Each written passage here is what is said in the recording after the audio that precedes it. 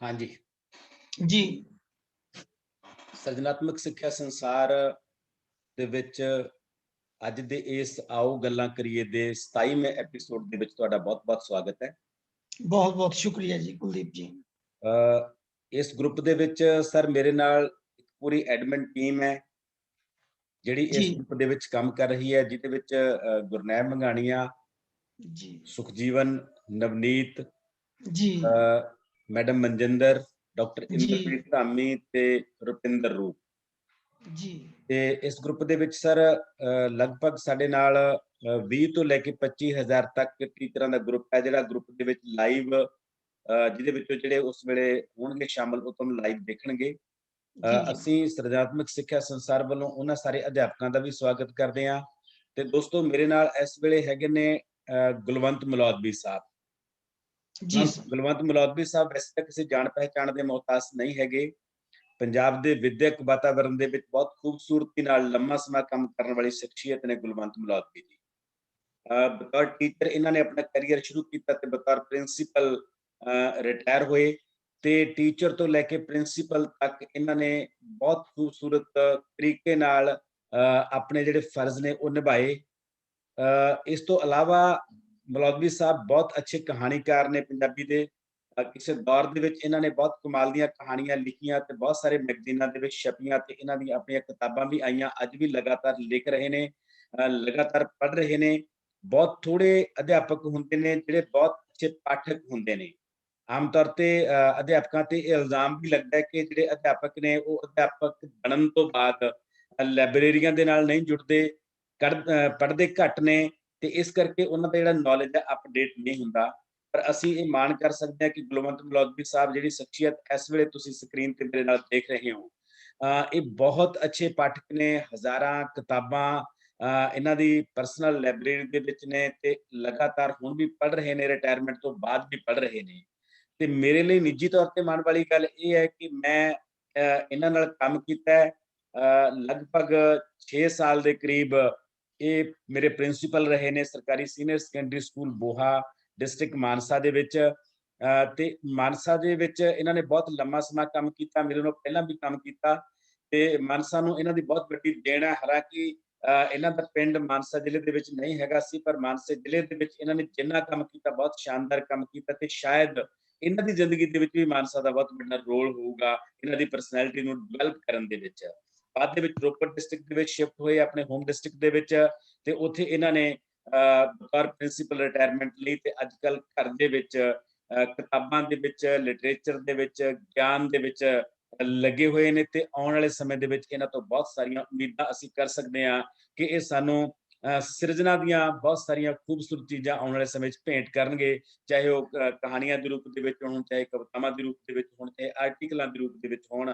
ਸੋ ਮਲੌਦਵੀ ਸਾਹਿਬ, ਤੁਹਾਡਾ ਇਸ ਗਰੁੱਪ ਦੇ ਵਿੱਚ, ਟੀਚਰਾਂ ਦੇ ਗਰੁੱਪ ਦੇ ਵਿੱਚ ਤੁਹਾਡਾ ਬਹੁਤ-ਬਹੁਤ ਸਵਾਗਤ ਹੈ। ਡਾਕਟਰ ਕੁਲਦੀਪ ਜੀ, ਮੈਂ ਤੁਹਾਡਾ ਬਹੁਤ ਸ਼ੁਕਰਗੁਜ਼ਾਰ ਹਾਂ ਕਿ ਤੁਸੀਂ ਅੱਜ ਮੈਨੂੰ ਸਿਰਜਣਾਤਮਕ ਸਿੱਖਿਆ ਸੰਸਾਰ ਦੇ ਪਲੇਟਫਾਰਮ ਤੇ ਅੱਜ ਆਪਣੇ ਵਿਚਾਰ ਰੱਖਣ ਦਾ ਮੌਕਾ ਦਿੱਤਾ ਔਰ ਮੈਨੂੰ ਬਹੁਤ ਹੀ ਖੁਸ਼ੀ ਹੋਈ। ਤੁਸੀਂ ਜਦੋਂ ਆਪਣੀ ਗੱਲਬਾਤ ਸ਼ੁਰੂ ਕੀਤੀ, ਜਿਸ ਗਰੁੱਪ ਦੇ ਵਿੱਚ ਸਾਹਿਤਕਾਰ, ਚੰਗੇ ਲੇਖਕ ਸ਼ਾਮਲ ਨੇ, ਤੇ ਉਸ ਗਰੁੱਪ ਦੇ ਵਿੱਚ ਗੱਲ ਕਰਨਾ ਮੇਰੇ ਲਈ ਬਹੁਤ ਵੱਡੀ ਸਮਝ ਲਓ ਵੀ ਆਪ ਜੀ ਦੀ ਇਹ ਮੇਰੇ ਲਈ ਬਹੁਤ ਬੜੀਆ ਕੋਸ਼ਿਸ਼ ਹੈ। ਸੋ ਮੈਂ ਤੁਹਾਡਾ ਬਹੁਤ ਸ਼ੁਕਰਗੁਜ਼ਾਰ ਹਾਂ ਕਿ ਤੁਸੀਂ ਅੱਜ ਮੈਨੂੰ ਆਪਣੇ ਵਿਚਾਰ ਇੱਥੇ ਰੱਖਣ ਲਈ ਮੰਤਰਿਤ ਕੀਤਾ। ਜੀ ਮਲੌਦਵੀ ਸਾਹਿਬ, ਦੋਸਤੋ ਮੈਨੂੰ ਇਹ ਦੱਸਦਿਆਂ ਬਹੁਤ ਮਾਣ ਹੁੰਦਾ ਹੈ ਕਿ ਮੈਂ ਪੜ੍ਹਨ ਪੜ੍ਹਾਉਣ ਦੇ ਬਹੁਤ ਸਾਰੇ ਗੁਰ ਨੇ ਜਿਹੜੇ ਉਹ ਮਲੌਦਵੀ ਸਾਹਿਬ ਤੋਂ ਸਿੱਖੇ ਨੇ, ਇਹਨਾਂ ਦੀ ਰਹਿਨੁਮਾਈ 'ਚ ਕੰਮ ਕੀਤਾ ਹੈ। ਤੇ ਉਹ ਸਮਾਂ ਸਾਡੀ ਸਾਰਿਆਂ ਦੀ ਜ਼ਿੰਦਗੀ ਦਾ, ਮਲੌਦਵੀ ਸਾਹਿਬ ਦੀ ਜ਼ਿੰਦਗੀ ਦਾ ਵੀ, ਤੇ ਸਾਡੀ ਜਿਹੜੇ ਉਸ ਦੌਰ ਦੇ ਵਿੱਚ ਅਸੀਂ ਇਕੱਠੇ ਕੰਮ ਕੀਤਾ, ਮੇਰੇ ਖਿਆਲ ਦੇ ਵਿੱਚ ਸਾਡੀ ਜੌਬ ਦਾ ਸਭ ਤੋਂ ਖੂਬਸੂਰਤ ਸਮਾਂ ਸੀ ਉਹ। ਤੇ ਅਸੀਂ ਅੱਜ ਵੀ ਉਸ ਦੌਰ ਨੂੰ ਯਾਦ ਕਰਦੇ ਹਾਂ, ਉਸ ਸਮੇਂ ਨੂੰ ਯਾਦ ਕਰਦੇ ਹਾਂ ਕਿ ਜਿਸ ਵੱਡੇ ਪੱਧਰ ਤੇ ਸਾਡੀ ਉਸ ਵੇਲੇ ਟੀਮ ਸੀ ਤੇ ਉਸ ਸਕੂਲ ਨੇ ਉਸ ਦੌਰ ਦੇ ਵਿੱਚ ਵੱਡੀਆਂ ਪ੍ਰਾਪਤੀਆਂ ਕੀਤੀਆਂ ਸੀਆਂ। ਜਦੋਂ ਕੋਈ ਪ੍ਰੋਜੈਕਟ ਨਹੀਂ ਸੀ ਡਿਪਾਰਟਮੈਂਟ ਦੇ ਵੱਲੋਂ ਲਾਂਚ ਕੀਤਾ ਹੋਇਆ, ਜਦੋਂ ਕੋਈ ਨਾ ਤਾਂ ਕੋਈ YouTube ਸੀ ਤੇ ਨਾ ਕੋਈ WhatsApp ਸੀ ਤੇ ਨਾ ਕੋਈ ਹੋਰ ਚੀਜ਼ਾਂ ਸੀਆਂ, ਭਾਵ ਟੈਕਨੋਲੋਜੀ ਉਸ ਰੂਪ ਦੇ ਵਿੱਚ ਨਹੀਂ ਸੀ, ਪਰ ਉਸ ਦੌਰ ਦੇ ਵਿੱਚ ਅਧਿਆਪਕ ਦੀ ਸ਼ਿੱਦਤ ਸੀ ਸਾਡੇ ਕੋਲੇ ਤੇ ਅਸੀਂ ਇਹਨਾਂ ਦੀ ਰਹਿਨੁਮਾਈ ਦੇ ਵਿੱਚ ਕੰਮ ਕੀਤਾ ਤੇ ਬੋਹਾ ਸਕੂਲ, ਸਰਕਾਰੀ ਸੈਕੰਡਰੀ ਸਕੂਲ ਬੋਹਾ ਨੇ ਉਹ ਮੱਲਾਂ ਮਾਰੀਆਂ ਜਿਹੜੀਆਂ ਬੋਹਾ ਸਕੂਲ ਦੇ ਇਤਿਹਾਸ ਦੇ ਵਿੱਚ ਅੱਜ ਵੀ ਕਿਤੇ ਨਾ ਕਿਤੇ ਯਾਦ ਕੀਤੀਆਂ ਜਾਂਦੀਆਂ ਨੇ। ਇਹਨਾਂ ਨੇ ਜੋ ਪੈੜਾਂ ਪਾਈਆਂ ਇਹਨਾਂ ਦੀ ਅਗਵਾਈ ਦੇ ਵਿੱਚ। ਸੋ ਮੈਨੂੰ ਨਿੱਜੀ ਤੌਰ ਤੇ ਇਹਨਾਂ ਦੇ ਨਾਲ ਜਿਹੜਾ ਕੰਮ ਕਰਨ ਦਾ ਮੌਕਾ ਮਿਲਿਆ ਉਹ ਸਮਾਂ ਮੇਰੇ ਲਈ ਮਾਣ ਕਰਨ ਯੋਗ ਸਮਾਂ ਹੈ। ਤੇ ਅੱਜ ਆਪਾਂ ਜਿਸ ਟੌਪਿਕ ਤੇ ਗੱਲ ਕਰਨੀ ਹੈ, ਮੈਂ ਥੋੜਾ ਜਿਹਾ ਉਸ ਟੌਪਿਕ ਬਾਰੇ ਵੀ ਗੱਲ ਕਰਾਂ। ਸਾਡਾ ਅੱਜ ਦਾ ਵਿਸ਼ਾ ਹੈ ਬੱਚਿਆਂ ਦੇ ਵਿੱਚ ਰੁਚੀਆਂ ਦੀ ਪਛਾਣ। ਦੋਸਤੋ, ਤੁਹਾਨੂੰ ਪਤਾ ਹੈ ਕਿ ਬੱਚਾ ਜਿਹੜਾ ਬੀਜ ਵਰਗਾ ਹੁੰਦਾ ਹੈ, ਜਿਹੜਾ ਸਮਾਜ ਦੀ ਜਰਖੇ ਇਸ ਧਰਤੀ ਦੇ ਵਿੱਚ ਉਗਦਾ ਹੈ, ਉਸ ਤੋਂ ਬਾਅਦ ਫਿਰ ਉਹਦਾ ਵਿਕਾਸ ਹੁੰਦਾ ਹੈ, ਫਿਰ ਉਹ ਫਲ ਦਿੰਦਾ ਹੈ, ਫੁੱਲ ਦਿੰਦਾ ਹੈ ਤੇ ਫਿਰ ਉਹ ਸਮਾਜ ਦਾ ਜਿਹੜਾ ਮਾਣਯੋਗ ਹਸਤਾਖਰ ਬਣ ਜਾਂਦਾ ਹੈ। ਪਰ ਕੋਈ ਬੀਜ ਕਿਸੇ ਧਰਤੀ ਦੇ ਵਿੱਚ ਨਾ ਤਾਂ ਅਚਨਚੇਤ ਉਗਦਾ ਤੇ ਨਾ ਆਪਣੇ ਆਪ ਵਿਕਸਿਤ ਹੁੰਦਾ ਹੈ। ਉਸ ਬੀਜ ਨੂੰ ਉਗਣ ਲਈ ਬਹੁਤ ਸਾਰੇ ਹਾਲਾਤ ਚਾਹੀਦੇ ਹੁੰਦੇ ਨੇ, ਉਸ ਬੀਜ ਦੇ ਪੈਦਾ ਹੋਣ ਲਈ ਬਹੁਤ ਸਾਰੇ ਹਾਲਾਤ ਚਾਹੀਦੇ ਹੁੰਦੇ ਨੇ ਤੇ ਉਸ ਬੀਜ ਦੇ ਵਿਕਸਿਤ ਹੋਣ ਦੇ ਵਿੱਚ ਵੀ ਬਹੁਤ ਸਾਰੇ ਹਾਲਾਤ ਚਾਹੀਦੇ ਹੁੰਦੇ ਨੇ। ਉਹ ਹਾਲਾਤ ਜਿੰਨੇ ਵਧੀਆ ਹੋਣਗੇ, ਉਹ ਧਰਤੀ ਜਿੰਨੀ ਵਧੀਆ ਹੋਊਗੀ ਜਿਹਦੇ ਵਿੱਚ ਬੀਜ ਬੀਜਿਆ ਜਾਣਾ ਹੈ, ਉਸ ਤੋਂ ਬਾਅਦ ਉਹਨੂੰ ਪਾਣੀ ਲੱਗਣਾ ਤੇ ਉਸ ਦੀ ਸਾਂਭ ਸੰਭਾਲ ਕਰਨ ਵਾਲੇ ਲੋਕ ਕਿੰਨੇ ਕੁ ਹੁੰਦੇ ਨੇ ਤਾਂ ਕਿ ਉਹ ਬੀਜ, ਉਹ ਬੂਟਾ ਮੌਲ ਸਕੇ। ਸੋ ਬੱਚਾ ਉਹ ਬੂਟਾ ਹੁੰਦਾ ਹੈ ਜਿਹਨੂੰ ਅਸੀਂ ਉੱਗਣ ਵਾਸਤੇ ਵੀ ਠੀਕ ਹਾਲਾਤ ਦੇਣੇ ਹੁੰਦੇ ਨੇ, ਜਿਹਨੂੰ ਵਿਕਸਿਤ ਹੋਣ ਵਾਸਤੇ ਵੀ ਠੀਕ ਹਾਲਾਤ ਦੇਣੇ ਹੁੰਦੇ ਨੇ। ਤੇ ਇਹਦੇ ਵਿੱਚ ਦੋ ਚੀਜ਼ਾਂ ਦਾ ਬਹੁਤ ਮਹੱਤਵਪੂਰਨ ਰੋਲ ਹੈ। ਪਹਿਲਾ ਰੋਲ ਹੈ ਮਾਪਿਆਂ ਦਾ ਤੇ ਦੂਜਾ ਰੋਲ ਹੈ ਅਧਿਆਪਕਾਂ ਦਾ। ਤੇ ਮਲੌਦਵੀ ਸਾਹਿਬ ਮੇਰੇ ਨਾਲ ਨੇ ਇਸ ਵੇਲੇ। ਇਹ ਲਗਭਗ 3 ਪੀੜ੍ਹੀਆਂ ਹੰਢਾ ਚੁੱਕੇ ਨੇ ਬਤੌਰ ਅਧਿਆਪਕ, ਬਤੌਰ ਸਾਹਿਤਕਾਰ ਤਾਂ ਇਹਨਾਂ ਦਾ ਕੰਮ ਹੈਗਾ ਹੀ ਹੈ, ਬਤੌਰ ਪਿਤਾ ਤੇ ਬਤੌਰ ਦਾਦਾ ਤੇ ਨਾਨਾ ਵੀ ਅੱਜ ਸਾਡੇ ਨਾਲ ਨੇ। ਸੋ ਇਹ ਸਾਰੇ ਰੂਪ ਨੇ ਇੱਕ ਬੰਦੇ ਦੀ ਜ਼ਿੰਦਗੀ ਦੇ। ਬਤੌਰ ਦਾਦਾ ਵੀ ਪੋਤੇ ਨਾਲ ਬਾਹ ਪੈਂਦਾ ਹੈ, ਬਤੌਰ ਨਾਨਾ ਵੀ ਦੋਤਿਆਂ ਨਾਲ ਬਾਹ ਪੈਂਦਾ ਹੈ, ਬਤੌਰ ਪਿਤਾ ਵੀ ਬੱਚਿਆਂ ਨਾਲ ਬਾਹ ਪੈਂਦਾ ਹੈ, ਬਤੌਰ ਅਧਿਆਪਕ ਵੀ ਬੱਚਿਆਂ ਨਾਲ ਬਾਹ ਪੈਂਦਾ ਹੈ ਤੇ ਬਤੌਰ ਸਾਹਿਤਕਾਰ ਵੀ ਬੱਚਿਆਂ ਨਾਲ ਬਾਹ ਪੈਂਦਾ ਹੈ। ਸੋ ਇਹ ਸਾਰੇ ਰੂਪ ਇੱਕ ਪਰਸਨੈਲਿਟੀ ਦੇ ਵਿੱਚ ਅੱਜ ਸਾਡੇ ਨਾਲ ਨੇ ਤੇ ਅਸੀਂ ਇਸ ਵਿਸ਼ੇ ਤੇ ਗੱਲਾਂ ਕਰਾਂਗੇ ਕਿ ਬੱਚਿਆਂ ਦੇ ਵਿੱਚ ਰੁਚੀਆਂ ਦੀ ਪਛਾਣ ਕਿਵੇਂ ਕੀਤੀ ਜਾ ਸਕਦੀ ਹੈ। ਪਰ ਉਸ ਤੋਂ ਪਹਿਲਾਂ ਮੈਂ ਚਾਹੂੰਗਾ ਕਿ ਮਲੌਦਵੀ ਸਾਹਿਬ ਆਪਣੇ ਸਫ਼ਰ ਬਾਰੇ ਸਾਨੂੰ ਥੋੜੀ ਜਿਹੀ ਜਾਣਕਾਰੀ ਦੱਸਣ ਕਿ ਇਹ ਜਿਹੜਾ ਮਲੌਦਵੀ ਨਾਮ ਦਾ ਬੀਜ ਹੈ, ਇਹ ਕਿਹੜੀ ਧਰਤੀ 'ਚ ਬੀਜਿਆ ਗਿਆ ਤੇ ਕਿਵੇਂ ਮੌਲਿਆ। ਉਸ ਤੋਂ ਬਾਅਦ ਆਪਾਂ ਅੱਜ ਦੀ ਪੀੜ੍ਹੀ ਦੇ ਬੱਚਿਆਂ ਬਾਰੇ ਗੱਲ ਕਰਾਂਗੇ। ਸੋ ਪਹਿਲਾਂ ਮਲੌਦਵੀ ਸਾਹਿਬ, ਤੁਸੀਂ ਆਪਣੇ ਜੀਵਨ ਸਫ਼ਰ ਬਾਰੇ ਸਾਡੇ ਨਾਲ ਕੁਝ ਗੱਲਾਂ ਸਾਂਝੀਆਂ ਕਰੋ। ਜੀ ਡਾਕਟਰ ਸਾਹਿਬ, ਮੈਂ ਮਲੌਦ ਰੋੜੀਆਂ ਪਿੰਡ ਦੇ ਵਿੱਚ ਮੇਰਾ ਜਨਮ ਹੋਇਆ ਜੀ। ਗਵਰਨਮੈਂਟ ਕਾਲਜ ਮਲੇਰਕੋਟਲਾ ਤੋਂ ਮੈਂ ਆਪਣੀ BA ਤੱਕ ਦੀ ਜਿਹੜੀ ਸਿੱਖਿਆ ਸੀ ਉਹ ਪ੍ਰਾਪਤ ਕੀਤੀ ਜੀ। ਔਰ ਉਸ ਤੋਂ ਬਾਅਦ ਜਿਹੜਾ ਕਾਲਜ ਦੇ ਟਾਈਮ ਦੇ ਵਿੱਚ ਹੀ ਮੈਂ ਲਗਭਗ ਸਾਰੀਆਂ ਲਾਇਬ੍ਰੇਰੀ ਦੀਆਂ ਕਿਤਾਬਾਂ ਹਜ਼ਾਰਾਂ ਦੀ ਗਿਣਤੀ ਵਿੱਚ ਪੜ੍ਹੀਆਂ ਤੇ ਉਸ ਤੋਂ ਬਾਅਦ ਜਿਹੜਾ ਹੈ ਮੈਂ ਆਪਣਾ B.Ed ਕਰਨ ਤੋਂ ਬਾਅਦ ਐਜੂਕੇਸ਼ਨ ਦੇ ਵਿੱਚ ਐਜ ਏ ਟੀਚਰ ਜੁਆਇਨ ਕੀਤਾ।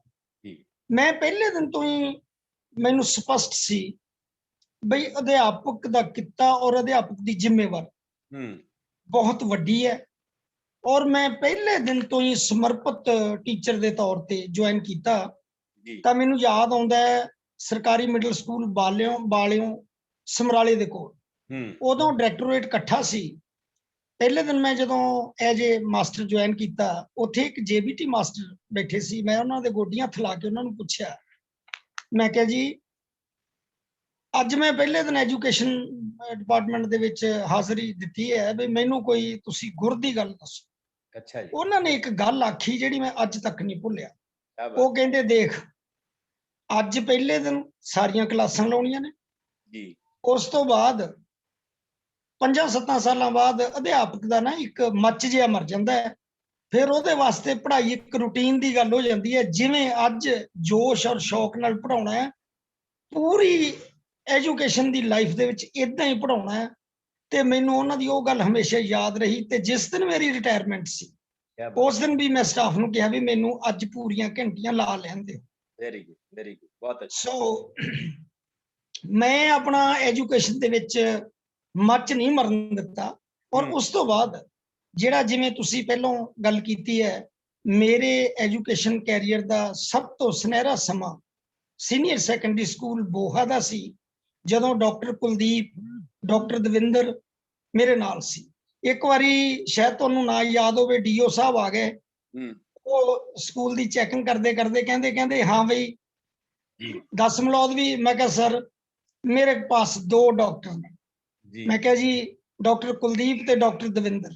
मैं क्या सानू तुहाडी किसे मदद की लोड़ नहीं, बई तुसी जद मर्जी आओ चेक करो, साडा काम जिहड़ा हैगा ओह और बाकी भी टीम, मैं कल्ला ये गल करा जी बाकी दी टीम भी वधिया सी। जे मैं आखां ਤਾਂ ਫਿਰ ਇਹ ਮੇਰੀ ਗੈਰ ਜ਼ਿੰਮੇਵਾਰੀ ਵਾਲੀ ਗੱਲ ਹੈ। ਉਸ time doctor Kuldeep, doctor Davinder ਤੇ ਅਸੀਂ ਸਾਰੇ ਹੀ ਵਾਕਈ ਉਹ ਮੇਰੇ 38 ਸਾਲ ਦੇ ਵਿੱਚ ਉਹ ਜਿਹੜੇ 10-12 ਸਾਲ ਸੀਗੇ, ਉਸ ਵਕਤ ਦੂਰੋਂ ਦੂਰੋਂ ਅੱਕਾਂ ਵਾਲੀ, ਝੁਨੀਰ, ਰਤੀਆ, ਇੰਨੀ ਸਾਡੇ ਪਾਸ ਬੱਚਿਆਂ ਦੀ ਐਡਮਿਸ਼ਨ ਹੋ ਜਾਂਦੀ ਬਈ ਸਾਨੂੰ 2-2 3-3 ਸੈਕਸ਼ਨ, ਆਖਰ ਨੂੰ ਅਸੀਂ ਹੱਥ ਖੜੇ ਕਰ ਦਿੰਦੇ ਬਈ ਹੁਣ ਸਾਡੇ ਕੋਲ ਜਗ੍ਹਾ ਨਹੀਂ। ਸਰਕਾਰੀ ਸਕੂਲ ਉਹ ਟਿੱਬਿਆਂ ਦੇ ਵਿੱਚੋਂ ਜਿਹੜੇ ਬੋਹਾ ਤੋਂ ਇਧਰ ਮੱਲ ਸਿੰਘ ਵਾਲਾ ਸਾਈਡ ਟਿੱਬਿਆਂ ਤੋਂ ਬੱਚੇ ਪੈਦਲ ਤੁਰ ਕੇ ਸਕੂਲ ਆਉਂਦੇ, ਉਹ ਸਾਰੀ ਤੁਹਾਡੀ ਬਦੌਲਤ ਸੀ। ਤੇ ਉਹ ਸਮਾਂ ਜਿਹੜਾ ਮੇਰਾ ਬਹੁਤ ਸਮਝ ਲਓ ਵੀ ਯਾਦਗਾਰੀ ਸਮਾਂ। ਤੇ ਮੈਂ ਜਿੱਥੇ ਵੀ ਕੰਮ ਕੀਤਾ ਜੀ ਮੈਂ ਉੱਥੇ ਇਹ ਸਮਝ ਕੇ ਕੀਤਾ ਵੀ ਇਹੋ ਹੀ ਮੇਰਾ ਪਿੰਡ ਹੈ। ਤੇ ਬਾਕੀ ਤੁਹਾਡੇ ਵਰਗੇ ਸਿਆਣੇ ਬੰਦਿਆਂ ਦਾ, ਸਾਹਿਤਕਾਰਾਂ ਦਾ ਸਾਥ ਮੈਨੂੰ ਮਿਲਦਾ ਰਿਹਾ। ਬੋਹਾ ਵਿਖੇ ਵੀ ਨਿਰੰਜਨ ਬੋਹਾ ਜੀ ਜਦੋਂ ਮੈਂ ਜਾ ਕੇ ਜੁਆਇਨ ਕੀਤਾ ਤਾਂ ਉਹਨਾਂ ਦਾ ਸਾਥ ਮੈਨੂੰ ਮਿਲ ਗਿਆ। ਤੇ ਉਸ ਤੋਂ ਬਾਅਦ ਉਹ ਮੇਰੀ ਜਿਹੜੀ ਸਾਹਿਤਕ ਘਾਲਣਾ ਦੇ ਵਿੱਚ ਮੇਰੀ ਮਦਦ ਕਰਦੇ ਰਹੇ। ਅੱਛਾ, ਨਾਂ ਦੀ ਗੱਲ ਜਿਹੜੀ ਹੈ, ਮੈਂ ਜਦੋਂ ਸਕੂਲ ਚ ਜੁਆਇਨ ਕੀਤਾ ਉੱਥੇ ਕੋਲੇ ਕਵਿਤਾ ਭਵਨ ਸੀ ਸਮਰਾਲੇ, ਜਿਹਦੇ ਮੈਂ ਕੋਲ ਦੀ ਲੰਘ ਕੇ ਜਾਂਦਾ ਹਮਦਰਦ ਵੀਰ ਨਸ਼ਹਿਰ ਵੀ। ਮੈਂ ਪਹਿਲੋਂ ਮਾਸਟਰ ਕੁਲਵੰਤ ਦੇ ਨਾਂ ਥੱਲੇ ਲਿਖਦਾ ਸੀ। ਅੱਛਾ, ਉਹ ਮੈਨੂੰ ਇੱਕ ਦਿਨ ਕਹਿਣ ਲੱਗੇ, ਮੈਂ ਉਹਨਾਂ ਨੂੰ ਡੇਲੀ ਆਉਂਦਾ ਜਾਂਦਾ, ਉਹਨਾਂ ਦੇ ਗੋਡੀਆਂ ਥਲਾਉਂਦਾ, ਉਹਨਾਂ ਨੂੰ ਮਿਲਦਾ, ਮੈਨੂੰ ਕਹਿੰਦੇ ਵੀ ਨਹੀਂ ਤੂੰ ਆਪਣਾ ਨਾਮ ਬਦਲ। ਮੈਂ ਕਿਹਾ ਜੀ ਕਿਉਂ? ਕਹਿੰਦੇ ਦੇਖ ਇੱਕ ਤਾਂ ਕੱਲਾ ਗੁਲਵੰਤ ਹੈ, ਇੱਕ ਗੁਲਵੰਤ ਫਾਰਗ ਹੈ, ਇੱਕ ਉਹਨਾਂ ਨੇ 3-4 ਗੁਲਵੰਤ ਗਿਣਾਏ। ਕਹਿੰਦੇ ਵੀ ਤੂੰ ਮਾਸਟਰ ਗੁਲਵੰਤ, ਮੈਨੂੰ ਨਾਂ ਨਹੀਂ ਤੇਰਾ ਇਹ ਜਚਿਆ। ਮੈਂ ਉਦੋਂ ਬਾਅਦ ਮਾਸਟਰ ਕਮਲ, ਗੁਲਵੰਤ ਕਮਲ ਲਿਖਣਾ ਸ਼ੁਰੂ ਕਰ। ਫਿਰ ਉਹਨਾਂ ਨੇ ਇੱਕ ਦਿਨ ਮੈਨੂੰ ਕਿਹਾ, ਕਹਿੰਦੇ ਤੂੰ ਏਦਾਂ ਕਰ ਆਪਣੇ, ਮੈਂ ਕਹਿੰਦੇ ਨਸ਼ਹਿਰ ਵੀ ਆ ਤੇ ਤੂੰ ਆਪਣੇ ਨਾਂ ਨਾਲ ਮਲੌਦ ਵੀ ਲਾ ਲੈ, ਤੇਰਾ ਪਿੰਡ ਮਲੌਦ ਹੈ। ਤੇ ਇਹ ਨਾਂ ਮੈਨੂੰ ਮਰਹੂਮ ਹਮਦਰਦ ਵੀਰ ਨਸ਼ਹਿਰ ਵੀ ਜੀ ਦਾ ਸਮਝ ਲਓ ਵੀ ਤਜਵੀਜ਼ ਕੀਤਾ, ਕਹਿ ਲਓ, ਮੈਂ ਤਾਂ ਸਮਝਦਾ ਗਿਫਟ ਕੀਤਾ। ਤੇ ਉਹ ਉਹਨਾਂ ਦੀ ਦੇਣ ਸੀ। ਤੇ ਉਸ ਤੋਂ ਬਾਅਦ ਫਿਰ ਸਮਝ ਲਓ ਬਈ ਚੱਲ ਸੋ ਚੱਲ ਐਜੂਕੇਸ਼ਨ ਦੇ ਵਿੱਚ। ਤੇ ਤੁਹਾਡੇ ਵਰਗੇ ਦੋਸਤਾਂ ਮਿੱਤਰਾਂ ਨੇ ਬਹੁਤ ਮੈਨੂੰ, ਕਿਸੇ ਵੀ ਸਕੂਲ ਦੇ ਵਿੱਚ ਮੈਨੂੰ ਤੁਹਾਡੇ ਵਰਗੇ ਸੱਜਣ ਨਹੀਂ ਮਿਲੇ ਜਿਹੜੇ, ਕਿਉਂਕਿ ਮੈਂ ਇਹ ਗੱਲ ਕਹਿਣ ਤੋਂ ਗੁਰੇਜ਼ ਨਹੀਂ ਕਰਦਾ, ਚਲੋ ਮੈਂ ਆਪਣੀ ਡਿਊਟੀ ਕਰ ਰਿਹਾ ਸੀ। ਜਿੰਨੇ ਸਾਹਿਤਕਾਰ, ਜਿੰਨੇ ਨਾਟਕਕਾਰ ਔਰ ਚੰਗੇ ਕਲਾਕਾਰ, ਮੈਨੂੰ ਮਾਣ ਹੈ ਬਈ ਤੁਸੀਂ ਬੋਹਾ ਸਕੂਲ ਚੋਂ ਤੁਸੀਂ ਕੱਢ ਸਕਦੇ ਸੀ। ਮੈਂ ਤਾਂ ਸਿਰਫ ਇਹੋ ਹੀ ਕਰ ਸਕਦਾ ਸੀ ਵੀ ਚਲੋ ਐਡਮਿਨਿਸਟ੍ਰੇਸ਼ਨ ਦੇ ਵਿੱਚ ਮਦਦ ਕਰਨੀ ਹੁੰਦੀ ਹੈ। ਸੋ ਮੈਂ ਤੁਹਾਡੇ ਤੋਂ ਵੀ ਬਹੁਤ ਤੁਹਾਡਾ ਰਿਣੀ ਹੈ ਇਸ ਗੱਲ ਲਈ ਵੀ ਬਹੁਤ ਅੱਛੇ ਅੱਛੇ ਕਲਾਕਾਰ ਸਮਾਜ ਨੂੰ ਮਿਲੇ ਉਸ ਸਕੂਲ ਦੇ ਵਿੱਚੋਂ ਤੁਹਾਡੀ ਬਦੌਲਤ। ਹਾਂਜੀ, ਮੰਡੇਰ ਸਾਹਿਬ ਉਹ ਵੀ ਦੇਖੋ ਬਹੁਤ ਵਧੀਆ ਆਪਣਾ ਸਾਹਿਤਕਾਰ ਨੇ, ਐਜੂਕੇਸ਼ਨਿਸਟ ਨੇ। ਤੋ ਸੁਖਜੀਵਨ ਦੇਖ ਲਓ, ਹੁਣ ਉਹਦਾ ਨਾਵਲ ਮੈਂ ਪੜ੍ਹਿਆ, ਬਹੁਤ ਆਨੰਦ ਆਇਆ।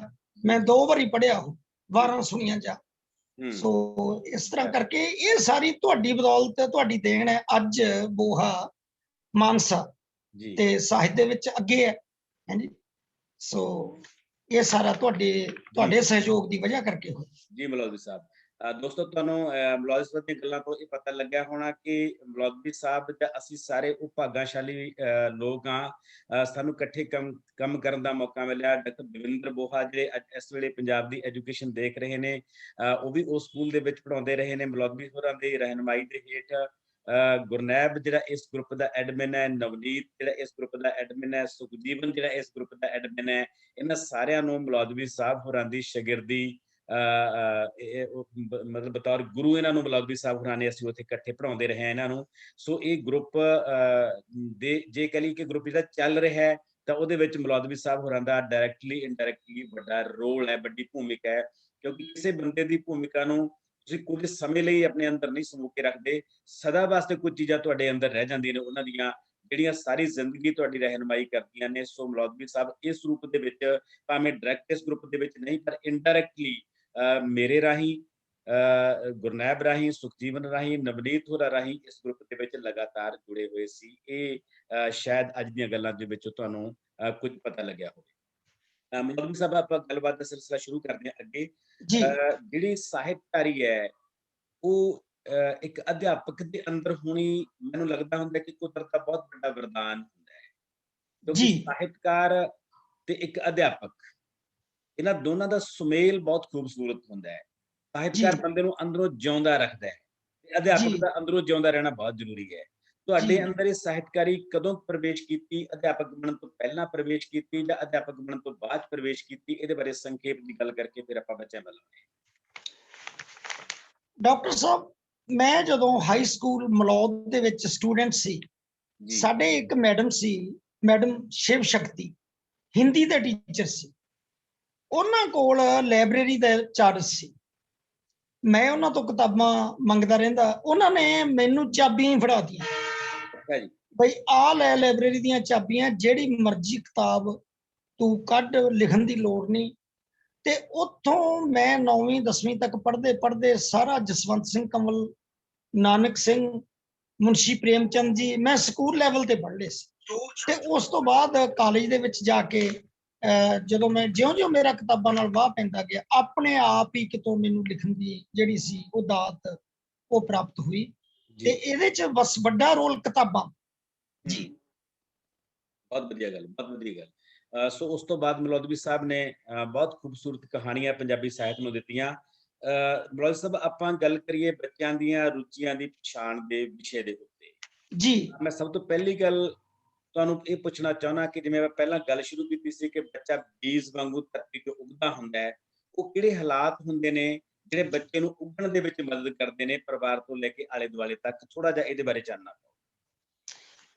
ਜੀ ਕੁਲਦੀਪ ਜੀ, ਮੈਂ ਸਮਝਦਾ ਬੱਚਿਆਂ ਦੇ ਮਾਮਲੇ 'ਚ ਸਭ ਤੋਂ ਵੱਡੀ ਜ਼ਿੰਮੇਵਾਰੀ ਜਿਹੜੀ ਪਹਿਲੀ ਜਮਾਤ ਤੋਂ ਲੈ ਕੇ ਛੋਟੀਆਂ ਕਲਾਸਾਂ ਤਾਂ ਮੈਂ ਨਾ ਕਹਾਂ, ਜਿੱਥੇ ਬੱਚੇ ਨੇ ਪਹਿਲੇ ਕਦਮਾਂ ਨਾਲ ਸਕੂਲ ਦੇ ਵਿੱਚ ਤੁਰਨਾ ਸਿੱਖਣਾ ਹੁੰਦਾ ਹੈ ਤੇ ਪੜ੍ਹਾਈ ਨੂੰ ਪੜ੍ਹਨਾ ਸਿੱਖਣਾ, ਉਸ ਵਕਤ ਟੀਚਰ ਦਾ ਰੋਲ ਬਹੁਤ ਵੱਡਾ ਰੋਲ ਮੈਂ ਸਮਝਦਾ। ਔਰ ਮੈਂ ਹਮੇਸ਼ਾ ਜਿਹੜੇ ਸਾਡੇ ਪ੍ਰਾਇਮਰੀ ਸਕੂਲਾਂ ਦੇ ਅਧਿਆਪਕ ਸੀ, ਮੈਂ ਉਹਨਾਂ ਨੂੰ ਕਹਿੰਦਾ ਰਿਹਾ ਵੀ ਤੁਸੀਂ ਸਾਡੇ ਬਹੁਤ ਸਨਮਾਨਯੋਗ ਹੋ।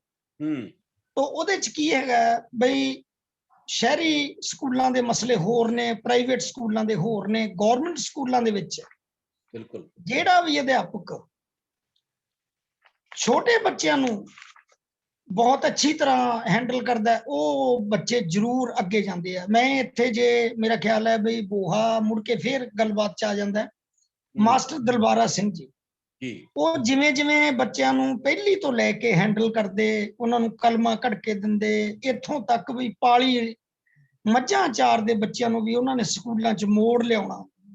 ਜਿਹੜੇ ਉਹ ਮੈਂ ਕਹਿੰਦਾ ਬਈ ਉਹ ਚੀਜ਼ ਜਿਹੜੀ ਜਿਹੜੇ ਟੀਚਰ ਜਿਹੜੇ ਕੋਲ ਉਹ ਚੀਜ਼ ਹੈਗੀ ਹੈ, ਮੈਂ ਸਮਝਦਾ ਉਹ। ਦੂਜੀ ਗੱਲ ਮੈਂ ਇਹ ਸਮਝਦਾ ਵੀ ਇੱਕ ਅਧਿਆਪਕ ਨੂੰ ਆਪਣੀ ਜਿਹੜੇ ਬੱਚਿਆਂ ਨੂੰ ਉਹਨਾਂ ਨੇ ਪੜ੍ਹਾਉਣਾ, ਜਿਵੇਂ ਤੁਸੀਂ ਕਿਹਾ ਵੀ ਬੱਚਾ ਇੱਕ ਰਾ ਮਟੀਰੀਅਲ ਹੁੰਦਾ, ਉਹਨੂੰ ਮੈਂ ਸਮਝਦਾ ਇੱਕ ਅਧਿਆਪਕ ਨੂੰ ਆਪਣੇ ਸ਼ਾਗਿਰਦ, ਆਪਣੇ ਬੱਚੇ ਜਿਨ੍ਹਾਂ ਨੂੰ ਉਹਨੇ ਪੜ੍ਹਾਉਣਾ, ਉਹਨਾਂ ਬਾਰੇ ਜੇ ਬਹੁਤੀ ਨਹੀਂ, ਲੋੜ ਮੁਤਾਬਕ ਜਾਣਕਾਰੀ ਜ਼ਰੂਰ ਹੋਣੀ ਚਾਹੀਦੀ। ਕੁਲਦੀਪ ਜੀ, ਮੈਨੂੰ ਇਹ ਗੱਲ ਤੁਹਾਨੂੰ ਦੱਸਦਿਆਂ ਇੱਥੇ ਖੁਸ਼ੀ ਹੋ ਰਹੀ ਹੈ। ਮੈਂ ਕੋਸ਼ਿਸ਼ ਕਰਦਾ ਬੱਚੇ ਨੂੰ ਪੂਰੇ ਨਾਮ ਨਾਲ ਬੁਲਾਵਾਂ ਜਾਂ ਨਿਕਨੇਮ ਨਾਲ। ਮੈਂ ਕੱਲੇ ਬੱਚੇ ਨੂੰ ਉਹਦੇ ਘਰ ਦੇ ਹਾਲਾਤ ਬਾਰੇ, ਉਹਦੇ ਪੇਰੈਂਟਸ ਬਾਰੇ ਥੋੜਾ ਬਹੁਤ ਜਿੰਨਾ ਕੁ ਮੈਂ ਜਾਣ ਸਕਦਾ ਮੈਂ ਜ਼ਰੂਰ ਜਾਣਦਾ। ਔਰ ਮੈਂ ਹੈਰਾਨ ਹੋਇਆ, 30 ਸਾਲਾਂ ਬਾਅਦ ਗਵਰਨਮੈਂਟ ਹਾਈ ਸਕੂਲ ਸੀ ਉਦੋਂ, ਗੰਡੂ ਕਲਾਂ, ਇੱਕ ਮੇਰੇ ਕੋਲ ਵਿਦਿਆਰਥੀ ਮੇਰਾ ਸਟੂਡੈਂਟ ਸੀ, ਉਹ ਬੱਚਾ ਮੇਰੇ ਨਾਲ ਫੇਸਬੁੱਕ ਤੇ, ਬੜਾ ਸਿਆਣਾ, ਬੜਾ ਪੜ੍ਹਿਆ ਲਿਖਿਆ, ਜਦੋਂ ਫੇਸਬੁੱਕ ਤੇ ਜੁੜਿਆ ਉਹਨੇ ਮੈਨੂੰ ਇੱਕ ਗੱਲ ਯਾਦ ਕਰਾਈ। ਕਹਿੰਦਾ ਸਰ ਜੀ, ਤੁਸੀਂ ਅੱਧੀ ਛੁੱਟੀ 'ਚ ਵਾਲੀਬਾਲ ਖੇਡਦੇ ਹੁੰਦੇ ਸੀ। ਮੈਂ ਕਿਹਾ ਬਿਲਕੁਲ ਬੇਟੇ। ਕਿਆ ਬਾਤ। ਕਹਿੰਦਾ ਕਿ ਤੁਸੀਂ ਨਾ ਆਪਣੀ ਘੜੀ ਮੈਨੂੰ ਫੜਾਉਂਦੇ ਹੁੰਦੇ ਸੀ। ਅੱਛਾ। ਗੱਲ ਤਾਂ ਨਾ ਇੱਥੇ ਘੜੀ ਦੀ ਸੀ, ਗੱਲ ਬੱਚੇ ਨਾਲ ਨੇੜਤਾ ਦੀ ਸੀ। ਜੀ। ਉਹ ਕਹਿੰਦਾ ਸਰ ਮੈਂ ਅੱਜ ਤੱਕ ਨਹੀਂ ਭੁੱਲਿਆ। ਵਾਹ। ਅੱਛਾ, ਮੈਂ ਕਈ ਵਾਰੀ ਬੱਚੇ ਨੂੰ, ਜਿਹੜਾ ਸਭ ਤੋਂ ਪਿੱਛੇ ਬੈਠਦਾ ਸੀ ਬੱਚਾ, ਮੈਂ ਉਹਨੂੰ ਸਮਝਣ ਦੀ ਕੋਸ਼ਿਸ਼ ਕਰਦਾ ਬਈ ਉਹ ਪਿੱਛੇ ਕਿਉਂ। ਯਾਨੀ ਕਿ ਮੇਰਾ ਕਹਿਣ ਦਾ ਮਤਲਬ ਇਹ ਹੈਗਾ ਜੀ ਕੁਲਦੀਪ ਜੀ, ਬਈ ਬੱਚੇ ਨੂੰ ਜਿੰਨੀ ਦੇਰ ਬੱਚੇ ਨੂੰ ਅਧਿਆਪਕ ਸਮਝਦਾ ਨਹੀਂ, ਸਮਝਣ ਤੋਂ ਬਾਅਦ ਫਿਰ ਉਹ ਬੱਚੇ ਦੀ ਰੁਚੀਆਂ ਦੀ ਪਛਾਣ ਕਰੂ ਵੀ ਬੱਚਾ ਸੰਗੀਤ ਵੱਲ ਜਾਊਗਾ ਕਿ ਬੱਚਾ ਸਾਹਿਤ ਵੱਲ ਜਾਊਗਾ ਕਿ ਬੱਚਾ ਚਿੱਤਰਕਾਰੀ ਵੱਲ। ਦਰਬਾਰਾ ਸਿੰਘ ਜੀ ਬੱਚਿਆਂ ਨੂੰ ਜਿਮਨਾਸਟਿਕ ਕਰਾਉਂਦੇ, ਗਾਮੀ ਵਾਲੇ ਸਕੂਲ ਦੇਖੋ ਜਿੱਥੇ ਕੋਈ ਜਿਮਨਾਸਟਿਕ ਨੂੰ ਬਹੁਤਾ ਨਹੀਂ ਜਾਣਦੇ। ਸੋ ਇਸ ਕਰਕੇ ਮੈਂ ਸਮਝਦਾ ਵੀ ਟੀਚਰ ਨੂੰ ਬਹੁਤ ਜ਼ਰੂਰੀ ਹੈ ਬਈ ਉਹ ਬੱਚੇ ਦੀਆਂ ਰੁਚੀਆਂ ਦੀ ਪਛਾਣ ਕਰੇ, ਔਰ ਉਸ ਤੋਂ ਬਾਅਦ ਜਿਹੜਾ ਆਉਣ ਵਾਲਾ ਭਵਿੱਖ ਹੈ ਉਹਦੇ ਵਿੱਚ ਜੇ ਅਸੀਂ ਚੰਗੇ ਮਨੁੱਖਾਂ ਦੀ ਘਾਟ ਘੜਨੀ ਹੈ ਤੇ ਅਧਿਆਪਕ ਦਾ ਰੋਲ ਕੁਲਦੀਪ ਜੀ ਵੱਧ ਜਾਂਦਾ ਹੈ। ਜਿਵੇਂ ਅੱਜ ਕੱਲ੍ਹ ਦੇ ਹਾਲਾਤ ਚੱਲ ਰਹੇ ਨੇ, ਮੈਂ ਗੁਸਤਾਖੀ ਲਈ ਮਾਫੀ ਚਾਹਨਾ, ਜਿੱਥੇ ਬੱਚੇ ਨੂੰ ਜੰਮਦੇ ਨੂੰ ਹੀ ਹਿੰਦੂ, ਸਿੱਖ, ਮੁਸਲਮਾਨ, ਈਸਾਈ ਬਣਾਇਆ ਜਾ ਰਿਹਾ ਹੈ ਤੇ ਇੱਕ ਅਧਿਆਪਕ ਦਾ ਰੋਲ ਹੋਰ ਵੱਧ ਜਾਂਦਾ ਹੈ ਵੀ ਉਹਨੂੰ ਇਹਨਾਂ ਗੱਲਾਂ ਤੋਂ ਉੱਪਰ ਉੱਠ ਕੇ ਬੱਚੇ ਨੂੰ ਉਹਨਾਂ ਨੇ ਇੱਕ ਚੰਗੇ ਮਨੁੱਖ ਦੀ ਘਾਟ ਘੜਨੀ ਹੈ ਤੇ ਉਹ ਬੱਚੇ ਦੀਆਂ ਰੁਚੀਆਂ ਲੱਭ ਕੇ ਕੀਤੀ ਜਾ ਸਕਦੀ। क्या बात है सर, बहुत खूबसूरत ਤੁਸੀਂ ਗੱਲਬਾਤ ਜਿਹੜੀ ਕੀਤੀ ਹੈ ਦਰਬਾਰਾ ਸਿੰਘ ਦੀ ਤੁਸੀਂ ਗੱਲ ਕੀਤੀ ਹੈ। ਸੱਚਮੁੱਚ ਮੈਂ ਵੀ ਅਕਸਰ ਹਰ ਸਟੇਜ ਤੇ ਉਹਨਾਂ ਦੀ ਗੱਲ ਕਰਦਾ ਹੁੰਦਾ ਤੇ ਉਹ ਬਹੁਤ ਸਾਰੀਆਂ ਐਗਜ਼ਾਮਪਲਾਂ ਜਿਹੜੇ ਸੰਕੇਤ ਤੁਹਾਡੀ ਗੱਲ ਦੇ ਵਿੱਚੋਂ ਆਏ ਨੇ ਕਿ ਕਿਵੇਂ ਮੱਝਾਂ ਦੇ ਪਾਲੀ ਜਿਹੜੇ ਬਣ ਗਏ ਸੀ ਬੱਚੇ ਉਹ ਬਾਅਦ ਦੇ ਵਿੱਚ ਅਧਿਆਪਕ ਬਣੇ। ਇਹ ਵੀ ਜਾਣਦੇ ਹੋ ਤੇ ਮੈਂ ਵੀ ਜਾਣਦਾ। ਇਹ ਆਪਣੇ ਆਪ ਦੇ ਵਿੱਚ ਬਹੁਤ ਕਮਾਲ ਦੀ ਗੱਲ ਸੀ ਕਿ ਬੱਚਿਆਂ ਨੂੰ ਕਿੱਥੋਂ ਮੋੜ ਕੇ ਲਿਆਉਣਾ, ਜਿਹੜੇ ਬੱਚੇ ਜ਼ਿੰਦਗੀ ਤੋਂ ਬਾਹਰ ਨਿਕਲ ਗਏ ਸੀ ਬੱਚੇ ਉਹਨਾਂ ਨੂੰ ਦੁਬਾਰਾ ਜ਼ਿੰਦਗੀ 'ਚ ਲੈ ਕੇ ਆਉਣਾ। ਇਹ ਅਧਿਆਪਕ ਦੀ ਪਰਸਨੈਲਿਟੀ ਹੁੰਦੀ ਹੈ, ਇਹੀ ਹੁੰਦੀ ਹੈ ਬੱਚੇ ਦੀ ਪਛਾਣ ਕਰਨਾ ਕਿ ਇਸ ਬੱਚੇ ਦੇ ਅੰਦਰ ਕੋਈ ਟੈਲੈਂਟ ਹੈ। ਸੱਚਮੁੱਚ ਜਿਹੜੇ ਨਿੱਕੀਆਂ ਗੱਲਾਂ ਤੁਸੀਂ ਕੀਤੀਆਂ ਤੇ ਬੱਚੇ ਨੂੰ ਤੁਸੀਂ ਘੜੀ ਫੜਾਈ ਤੇ ਉਹ ਬੱਚੇ ਨੂੰ ਅਜੇ ਤੱਕ ਯਾਦ ਹੈ। ਇਹ ਪਲ ਸੱਚਮੁੱਚ ਕਿਸੇ ਅਧਿਆਪਕ ਦੀ ਜ਼ਿੰਦਗੀ ਦੇ ਬਹੁਤ ਖੂਬਸੂਰਤ ਪਲ ਹੁੰਦੇ ਨੇ ਜਦੋਂ ਉਹਨਾਂ ਦੇ ਬੱਚੇ ਬਾਅਦ ਦੇ ਵਿੱਚ ਉਹਨਾਂ ਨੂੰ ਯਾਦ ਕਰਾਉਂਦੇ ਨੇ ਕਿ ਸਰ ਤੁਸੀਂ ਸਾਡੇ ਨਾਲ ਐ ਕਰਦੇ ਹੁੰਦੇ ਸੀ। ਇਹ ਪਰਸਨਲ ਟੱਚ ਜਿਹੜੇ ਹੁੰਦੇ ਨੇ ਬੱਚਿਆਂ ਨੂੰ ਨਾ ਇਹ ਬਹੁਤ ਅੱਗੇ ਤੱਕ ਲੈ ਕੇ ਜਾਂਦੇ ਨੇ। ਬਹੁਤ ਸਾਰੇ ਬੱਚੇ ਇਸ ਪੱਖੋਂ ਮਾਰ ਖਾ ਜਾਂਦੇ ਨੇ ਕਿ ਉਹਨਾਂ ਨੂੰ ਟੀਚਰ ਨਿੱਜੀ ਤੌਰ ਤੇ ਨਹੀਂ ਆਪਣੇ ਨਾਲ ਜੋੜਦਾ ਹੈਗਾ। ਜੀ ਤੌਰ ਤੇ ਬੱਚਿਆਂ ਨੂੰ ਨਾਲ ਬੜਾ ਇੰਪੋਰਟੈਂਟ ਮਸਲਾ ਸਰ।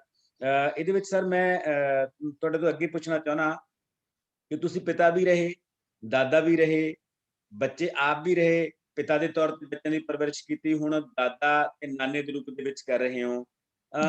ਪਰਿਵਾਰ ਦੇ ਵਿੱਚ ਕਿਹੜੀਆਂ ਗੱਲਾਂ ਵੱਧ ਜ਼ਰੂਰੀ ਨੇ ਤਾਂ ਕਿ ਬੱਚਿਆਂ ਦੀ ਰੁਚੀਆਂ ਦੇ ਐਂਗਲ ਤੋਂ, ਬੱਚੇ ਦੀ ਪਰਸਨੈਲਿਟੀ ਦੀ ਪਛਾਣ ਦੇ ਐਂਗਲ ਤੋਂ ਕਰ ਸਕੀਏ? ਡਾਕਟਰ ਕੁਲਦੀਪ ਜੀ, ਸਭ ਤੋਂ ਜਿਹੜੀ ਜ਼ਿਆਦਾ ਮੇਰੇ ਖਿਆਲ ਮੁਤਾਬਕ ਜ਼ਰੂਰੀ ਚੀਜ਼ ਹੈ ਉਹ ਸਾਨੂੰ ਬੱਚੇ ਦੀ ਛੋਟੇ ਹੁੰਦੇ ਤੋਂ ਹੀ ਰਚਨਾਤਮਕਤਾ ਪਕੜਨੀ ਚਾਹੀਦੀ ਹੈ। ਤੁਸੀਂ ਬੜਾ ਸੋਹਣਾ ਕੁਐਸਚਨ ਨਾਨਾ ਤੇ ਦਾਦੇ ਵਾਲਾ, ਮੇਰੀ ਛੋਟੀ ਪੋਤੀ ਹੈ ਜੀ, ਇੱਕ ਪੋਤੀ, ਉਹਦਾ ਨਾਂ ਗੁਰਸ਼ੀਨ ਹੈ।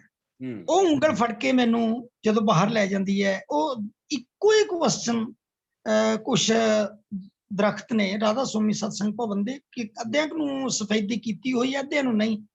ਉਹਨੇ ਹਜ਼ਾਰਾਂ ਵਾਰੀ ਪੁੱਛਣਾ, ਇਹਨੂੰ ਰੰਗ ਕੀਤਾ ਹੋਇਆ, ਇਹਨੂੰ ਨਹੀਂ ਕੀਤਾ ਹੋਇਆ। ਕਹਿਣ ਦਾ ਮੇਰਾ ਮਤਲਬ ਹੈ ਵੀ ਮੈਂ ਕਦੀ ਖਿਜਿਆ ਨਹੀਂ। ਜਿੰਨੀ ਵਾਰੀ ਵੀ ਛੋਟਾ ਬੱਚਾ, ਮੈਂ ਕਹਿੰਦਾ ਉਸਤਾਦ ਅਧਿਆਪਕ ਨੂੰ ਵੀ ਪੁੱਛਦਾ, ਅਧਿਆਪਕ ਨੂੰ ਵੀ ਉਹਦਾ ਉਨੀ ਵਾਰੀ ਉਹ ਜਵਾਬ ਦੇਣਾ ਚਾਹੀਦਾ ਹੈ। ਜੇ ਅਧਿਆਪਕ ਐਂ ਕਹਿੰਦੇ ਵੀ ਬਹਿ ਜਾ ਓਏ, ਬਾਰ-ਬਾਰ ਕਿਉਂ ਪੁੱਛੀ ਜਾ, ਬਹਿ ਜਾ, ਤਾਂ ਮੈਂ ਸਮਝਦਾ ਬਈ ਬੱਚਾ ਕਿਉਂ ਪੁੱਛ ਰਿਹਾ, ਇਹ ਲੱਭਣਾ ਚਾਹੀਦਾ ਵੀ ਬੱਚਾ ਬਾਰ-ਬਾਰ ਕਿਉਂ ਪੁੱਛ ਰਿਹਾ। ਮੈਂ ਇੱਥੇ ਰੋਪੜ ਜ਼ਿਲ੍ਹੇ ਦੀ ਇਨਸਪੈਕਸ਼ਨ ਟੀਮ ਦੇ ਵਿੱਚ ਸੀ। ਜਦੋਂ ਮਿਡਲ ਸਕੂਲਾਂ ਦੇ ਵਿੱਚ ਬੱਚੇ ਅਸੀਂ ਸ਼ਿਫਟ ਕੀਤੇ, ਮੈਂ ਇੱਕ ਸਕੂਲ ਚੈੱਕ ਕਰਨ ਚਲੇ ਗਿਆ, ਮੇਰੀ ਟੀਮ ਸੀ ਪੂਰੀ।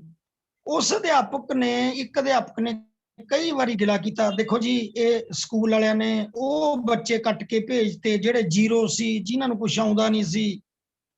ਇੱਕ ਵਾਰੀ ਮੈਂ ਉਹਨੂੰ ਇਗਨੋਰ ਕੀਤਾ, 2 ਵਾਰੀ ਇਗਨੋਰ ਕੀਤਾ, 3 ਵਾਰੀ ਜਦੋਂ ਨਾ ਇਹ ਗੱਲ ਕਹਿਣੋਂ ਹਟਿਆ, ਮੈਂ ਉਹਨੂੰ ਪੁੱਛਿਆ, ਮੈਂ ਕਿਹਾ ਜੀ ਮਾਸਟਰ ਜੀ ਤੁਹਾਡੀ ਕਲਾਸ ਦੇ ਵਿੱਚ 8ਵੀਂ ਚ ਕਿੰਨੇ ਬੱਚੇ ਹੈ ਜੀ? ਕਹਿੰਦਾ ਜੀ 12। ਅਸੀਂ ਦੋਵੇਂ ਖੜੇ। ਮੈਂ ਕਿਹਾ ਤੁਸੀਂ ਮੈਨੂੰ 12 ਚੋਂ ਕਿੰਨਿਆਂ ਦੇ ਨਾਂ ਦੱਸ ਸਕਦੇ ਹੋ ਜੀ?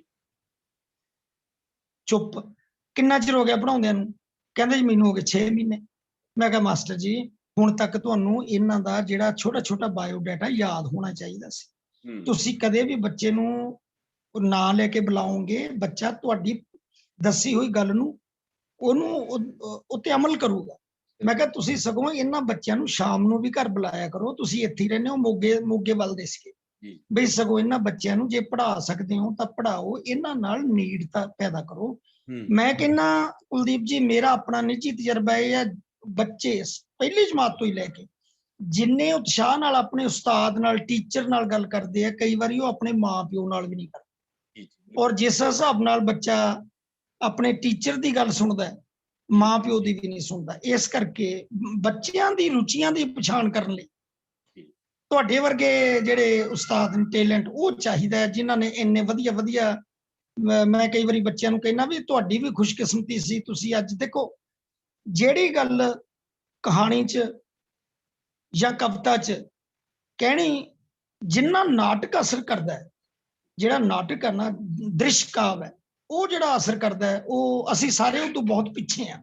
ਉਹ ਜਿਹੜੇ ਤੁਸੀਂ ਬੱਚਿਆਂ ਨੂੰ, ਉਹ ਆਪਣੇ ਸਮਾਜ ਨੂੰ ਉਹ ਸੁਨੇਹਾ ਦੇ ਦੇਣਾ, ਉਹ ਬਹੁਤ ਵੱਡਾ, ਤੇ ਇਹ ਟੈਲੈਂਟ ਲੱਭਣਾ ਇਹ ਬਹੁਤ ਜ਼ਰੂਰੀ ਹੈ। ਔਰ ਤੁਸੀਂ ਇਹ ਜਿਵੇਂ ਕਰਦੇ ਰਹੇ ਹੋ, ਉਹਦੇ ਲਈ ਅੱਜ ਦੇਖੋ ਸਾਨੂੰ ਉਹਦਾ ਰਿਜ਼ਲਟ ਮਿਲ ਜੀ। ਜੀ ਮਲੌਲਵੀ ਸਾਹਿਬ, ਤੁਸੀਂ ਬਤੌਰ ਅਧਿਆਪਕ ਬਹੁਤ ਲੰਮਾ ਕੈਰੀਅਰ ਹੈ ਤੁਹਾਡਾ।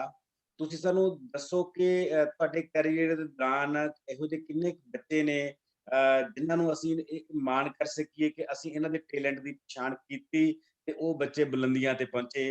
ਵੈਸੇ ਤਾਂ ਹਜ਼ਾਰਾਂ ਬੱਚੇ ਹੋਣਗੇ ਤੁਹਾਡੀ ਜ਼ਿੰਦਗੀ 'ਚ, ਪਰ ਫਿਰ ਵੀ ਤੁਹਾਨੂੰ ਲੱਗਦਾ ਹੋਵੇ ਕਿ ਕੁਝ ਖਾਸ ਥਾਂ ਤੇ ਕੁਝ ਖਾਸ ਟੱਚ ਤੁਸੀਂ ਦਿੱਤੇ ਹੋਣ ਜ਼ਿੰਦਗੀ ਦੇ ਵਿੱਚ, ਭਾਵੇਂ ਤੁਸੀਂ ਬਾਈ ਨੇਮ ਨਾ ਵੀ ਦੱਸੋ, ਪਰ ਕੁਝ ਸਾਨੂੰ ਲੱਗਦਾ ਹੁੰਦਾ ਕਿ ਮੇਰੇ ਪਰਸਨਲ ਟੱਚ ਨਾਲ ਕੁਝ ਬੱਚੇ ਬਹੁਤ ਡਿਵੈਲਪ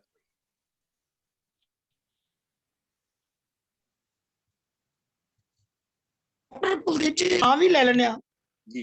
ਬੜਾ ਮਾਣ ਹੁੰਦਾ ਹੈ ਜਦੋਂ ਹਰਦੀਪ ਬੋਹਾ, ਅੱਜ ਕੱਲ ਅਨਿਮਨ ਸਿੰਘ ਹੈ, ਗਲੀ ਨੰਬਰ ਕੋਈ ਨਹੀਂ। ਕੀ ਬਾਤ ਹੈ। ਦੇਖੋ ਉਹਦੇ ਪਿਤਾ ਜੀ, ਮੈਂ ਉਹਨਾਂ ਕੋਲ ਵੀ ਮੇਰਾ ਜਾਣ ਆਉਣ ਸੀ, ਸਮਝ ਲਓ ਬਈ। ਉਸ ਤੋਂ ਬਾਅਦ ਉਹ ਬਹੁਤ ਵਧੀਆ, ਉਹਦਾ ਨਾਂ ਸਾਹਿਤ ਦੇ ਵਿੱਚ ਬੜਾ ਮਾਣ ਹੁੰਦਾ ਜਦੋਂ ਕਦੇ ਉਹਦਾ ਸਮਝ ਲਓ ਕੋਈ ਰਚਨਾ ਛਪਦੀ ਹੈ, ਉਹਦੀਆਂ ਕਿਤਾਬਾਂ ਉਚੇਚੇ ਤੌਰ ਤੇ ਲਿਆ ਕੇ ਮੈਂ ਪੜ੍ਹੀਆਂ।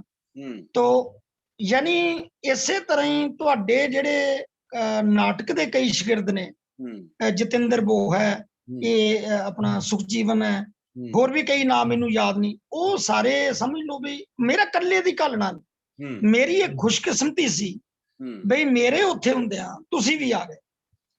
ਉਹ ਜਿਹੜੀ ਇੱਕ ਟੀਮ ਬਣੀ, ਉਹਦੇ 'ਚ ਆਪਣਾ ਸਾਰੇ ਜਿੰਨੇ ਵੀ ਬੰਦੇ, ਸ਼ਹੀਦ ਭਗਤ ਸਿੰਘ ਕਲਾ ਮੰਚ ਜਿਹੜਾ ਬਣਾਇਆ, ਤੇ ਉਹਦੇ ਨਾਲ ਬਹੁਤ ਸਮਝ ਲਓ ਬਈ ਉਹਨਾਂ ਸਾਰਿਆਂ ਤੇ ਹੀ ਮਾਣ ਹੈ। ਸਮਝ ਲਓ ਬਈ ਬੋਹਾ ਦੀ ਤੇ ਮਿੱਟੀ ਤੇ ਹੀ ਮਾਣ ਹੈ। ਹਾਂਜੀ, ਕੀ ਬਾਤ ਹੈ। ਜੀ ਜੀ। ਜਿਹੜਾ ਲਿਟਰੇਚਰ ਹੈ, ਸਾਹਿਤ ਹੈ, ਤੁਹਾਨੂੰ ਕੀ ਲੱਗਦਾ ਹੈ ਕਿ ਸਾਹਿਤ ਬੱਚਿਆਂ ਦੀਆਂ ਰੁਚੀਆਂ ਦੀ ਪਛਾਣ ਕਰਨ ਦੇ ਵਿੱਚ ਟੀਚਰ ਨੂੰ ਕਿਵੇਂ ਮਦਦ ਕਰ ਸਕਦਾ ਹੈ, ਕਿਉਂਕਿ ਸਾਹਿਤ ਨਾਲ ਜੁੜੇ? ਕੁਲਦੀਪ ਜੀ, ਸੋਨੇ ਤੇ ਸੁਹਾਗੇ ਵਾਲੀ ਗੱਲ ਹੈ ਬਈ ਕਿਸੇ ਬੱਚੇ ਨੂੰ ਵਧੀਆ ਟੀਚਰ ਮਿਲਿਆ ਤਾਂ ਠੀਕ ਹੈ, ਗੱਲ ਬਹੁਤ ਵਧੀਆ ਹੈ। ਲੇਕਿਨ ਜੇ ਉਹ ਟੀਚਰ ਸਾਹਿਤਕਾਰ ਹੋਵੇ, ਮੈਂ ਆਪਣੀ ਨਹੀਂ ਗੱਲ ਕਰਦਾ, ਤੁਸੀਂ ਚਾਹੇ ਟੋਟਲ ਪੰਜਾਬ ਦੀ ਐਜੂਕੇਸ਼ਨ ਕਾਲਜਾਂ ਦਾ ਚੱਕ ਲਓ, ਜਿੱਥੇ ਡਾਕਟਰ ਕੇਸਰ ਸਿੰਘ ਵਰਗੇ, ਹਾਂਜੀ, ਜਿੱਥੇ ਡਾਕਟਰ ਹਰਭਜਨ ਸਿੰਘ ਵਰਗੇ ਯੂਨੀਵਰਸਿਟੀਆਂ 'ਚ ਜਿੱਥੇ ਜਿੱਥੇ ਸਾਹਿਤਕਾਰ ਬੈਠੇ ਸੀ। ਜੇ ਮੈਂ ਉੱਪਰੋਂ ਯੂਨੀਵਰਸਿਟੀਆਂ ਤੋਂ ਗੱਲ ਸ਼ੁਰੂ ਕਰਾਂ, ਜਿਹੜੇ ਸਾਹਿਤਕਾਰਾਂ ਨੇ ਰੰਗ 'ਚ ਰੰਗੇ ਔਰ ਅੱਗੇ ਪਹੁੰਚ ਚੱਲੀ, ਜੇ ਕਿਤੇ ਬੱਚੇ ਨੂੰ ਸਕੂਲ ਪੱਧਰ ਤੇ ਕਿਸੇ ਸਾਹਿਤਕਾਰ ਦੀ ਅਗਵਾਈ ਮਿਲ ਜੇ ਤਾਂ ਉਹ ਗਾਂਹ ਜਾ ਕੇ ਫਿਰ ਸੋਨਾ ਬਣਦਾ ਹੈ। ਤੋ ਕਈ ਵਾਰੀ ਮੈਂ ਇੱਥੇ ਰੋਪੜ ਇੱਕ ਕਾਲਜ ਦੇ ਵਿੱਚ ਗੱਲ ਚੱਲੀ, ਕੋਈ ਗੱਲ ਹੋਈ ਤੇ ਕੋਈ ਉੱਥੇ ਪ੍ਰੋਫੈਸਰ ਸਾਹਿਬ ਕਹਿੰਦੇ ਵੀ ਸਕੂਲਾਂ 'ਚ ਵੀ ਬੜੇ ਜ਼ਹੀਨ ਬੰਦੇ ਬੈਠੇ ਆ। ਮੈਂ ਕਿਹਾ ਡਾਕਟਰ ਸਾਹਿਬ, ਜਿਹੜੀ ਬੌਧਿਕਤਾ ਹੈ ਉਹਨੂੰ ਆਪਾਂ ਸਕੂਲਾਂ ਜਾਂ ਕਾਲਜਾਂ ਦੇ ਵਿੱਚ ਬੰਨ ਨਹੀਂ ਸਕਦੇ। ਮੈਂ ਕਿਹਾ ਕਾਲਜਾਂ ਦੇ ਵਿੱਚ ਤਾਂ ਆਮ ਕਰਕੇ ਡਾਕਟਰ ਜਾਂ ਬੁੱਧੀਜੀਵੀ ਹੁੰਦੇ ਹੀ ਨੇ, ਸਕੂਲਾਂ 'ਚ ਵੀ ਬੜੇ ਵਧੀਆ ਬੈਠੇ ਆ। ਸੋ ਮੇਰਾ ਕਹਿਣ ਦਾ ਮਤਲਬ ਹੈ ਵੀ ਇਹ ਕਿਸੇ ਬੱਚੇ ਦੀ ਵੀ ਖੁਸ਼ਕਿਸਮਤੀ ਹੈ, ਔਰ ਨੰਬਰ 2 ਕਿਸੇ ਸਾਹਿਤਕਾਰ ਦੀ ਵੀ ਖੁਸ਼ਕਿਸਮਤੀ ਹੈ ਵੀ ਉਹ ਟੀਚਰ ਹੋਵੇ, ਕਿਉਂਕਿ ਉਹਨੂੰ ਉਹ ਜਿਹੜਾ ਮਟੀਰੀਅਲ ਕੱਚਾ ਟੀਚਰ ਨੂੰ ਮਿਲਣਾ, ਜੇ ਨਿਰੋਲ ਸਾਹਿਤਕਾਰ ਹੈ, ਉਹਦੇ ਕੋਲ ਵਿਦਿਆਰਥੀ ਨਹੀਂ, ਤਾਂ ਉਹਦੀ ਸਾਹਿਤਕਤਾ ਵੀ ਉਹ ਰੰਗ ਨਹੀਂ ਫੜਦੀ। ਮੈਂ ਸਮਝਦਾ ਸਾਹਿਤਕਾਰ ਹੋਵੇ, ਫਿਰ ਉਹਦੇ ਸਟੂਡੈਂਟ ਹੋਣ, ਚਾਹੇ ਉਹ ਯੂਨੀਵਰਸਿਟੀ ਪੱਧਰ ਤੇ ਹੋਣ, ਚਾਹੇ ਉਹ ਕਾਲਜ ਪੱਧਰ ਤੇ ਹੋਣ, ਚਾਹੇ ਸਕੂਲ ਪੱਧਰ ਤੇ, ਇਹ ਦੋਨੋਂ ਚੀਜ਼ਾਂ ਜਦੋਂ ਇੱਕ ਵਿਦਿਆਰਥੀ ਔਰ ਇੱਕ ਸਾਹਿਤਕਾਰ ਦੋਨੋਂ ਰਲ ਜਾਂਦੇ ਆ ਨਾ, ਤੇ ਫਿਰ ਕੀ ਹੈਗਾ ਵੀ ਰੰਗ ਚੋਖਾ ਚੜ੍ਹਦਾ, ਚੋਖਾ ਰੰਗ ਚੜ੍ਹਦਾ ਹੈ। ਜੀ ਜੀ। ਮੌਲਵੀ ਸਾਹਿਬ, ਬਿਲਕੁਲ ਤੁਸੀਂ ਠੀਕ ਫਰਮਾਇਆ ਕਿ ਸਾਹਿਤਕਾਰ ਹੋਣਾ ਅਧਿਆਪਕ ਵਾਸਤੇ ਵੀ ਵਰਦਾਨ ਹੈ ਤੇ ਬੱਚੇ ਵਾਸਤੇ ਵੀ ਵਰਦਾਨ ਹੈ ਤੇ ਖੁਦ ਉਸ ਅਧਿਆਪਕ ਵਾਸਤੇ ਵੀ ਵਰਦਾਨ ਹੈ ਆਪਣੇ ਲਈ, ਕਿਉਂਕਿ ਸਾਰੇ ਡਿਵੈਲਪ ਹੁੰਦੇ ਨੇ ਕਿਤਾਬਾਂ ਦੀ ਸੰਗਤ, ਸਾਹਿਤ ਦੀ ਸੰਗਤ ਸਾਡੇ ਸਾਰਿਆਂ ਲਈ ਬਹੁਤ ਖੂਬਸੂਰਤ ਚੀਜ਼ ਹੈ। ਜਦੋਂ ਅਸੀਂ ਬੱਚਿਆਂ ਦੀ ਰੁਚੀਆਂ ਦੀ ਜੀ ਪਛਾਣ ਨਹੀਂ ਕਰਦੇ ਹੈਗੇ, ਚਾਹੇ ਉਹ ਮਾਂ-ਬਾਪ ਦੇ ਤੌਰ ਤੇ ਨਹੀਂ ਕਰਦੇ ਹੈਗੇ ਤੇ ਚਾਹੇ ਅਸੀਂ ਅਧਿਆਪਕ ਦੇ ਤੌਰ ਤੇ ਨਹੀਂ ਕਰਦੇ ਹੈਗੇ, ਫਿਰ ਕੀ ਵਾਪਰਦਾ ਹੈ? ਮੈਂ ਡਾਕਟਰ ਸਾਹਿਬ ਇੱਕ ਉਦਾਹਰਨ ਨਾਲ ਤੁਹਾਨੂੰ ਇਹ ਦੱਸਣੀ ਚਾਹੂੰਗਾ ਗੱਲ। ਜੀ ਮੇਰੇ ਇੱਕ ਰਿਲੇਟਿਵ, ਉਹਨਾਂ ਨੇ ਆਪਣਾ ਬੱਚਾ ਇੱਥੇ ਭੱਦਲ ਕਾਲਜ ਦੇ ਵਿੱਚ ਜੀ ਆਰਕੀਟੈਕਚਰ ਦੇ ਵਿੱਚ 4 ਸਾਲੀ ਡਿਗਰੀ 5 ਸਾਲੀ ਡਿਗਰੀ ਦੇ ਵਿੱਚ ਐਡਮਿਸ਼ਨ ਦਵਾਤੀ। ਜੀ ਇੱਕ ਪਹਿਲੀ ਛਮਾਈ ਦੇ ਵਿੱਚ ਹੀ ਉਹ ਬੱਚਾ ਹੱਥ ਖੜੇ ਕਰ ਗਿਆ।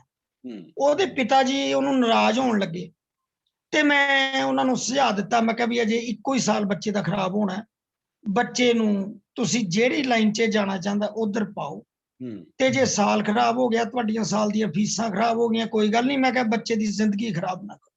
ਜੀ ਦੇਖੋ, ਹਰ ਬੱਚਾ ਕੁਲਦੀਪ ਜੀ ਡਾਕਟਰ ਨਹੀਂ ਬਣ ਸਕਦਾ, ਹੂੰ ਹਰ ਬੱਚਾ ਇੰਜੀਨੀਅਰ ਨਹੀਂ ਬਣ ਸਕਦਾ, ਹੂੰ ਹਰ ਬੱਚਾ ਆਰਕੀਟੈਕਚਰ ਨਹੀਂ ਬਣ ਸਕਦਾ, ਭਾਵੇਂ ਜਿੰਨਾ ਮਰਜ਼ੀ ਪੈਸਾ ਹੋਵੇ। ਹੂੰ तो यानी बहुत ही जरूरी है भी पेरेंट्स भी अपने बच्चे ਦੀਆਂ रुचियां ਪਛਾਣਨ, और अध्यापक ਲਈ ਤਾਂ ਇਹ ਬਹੁਤ ਹੀ ਜ਼ਰੂਰੀ ਹੈ।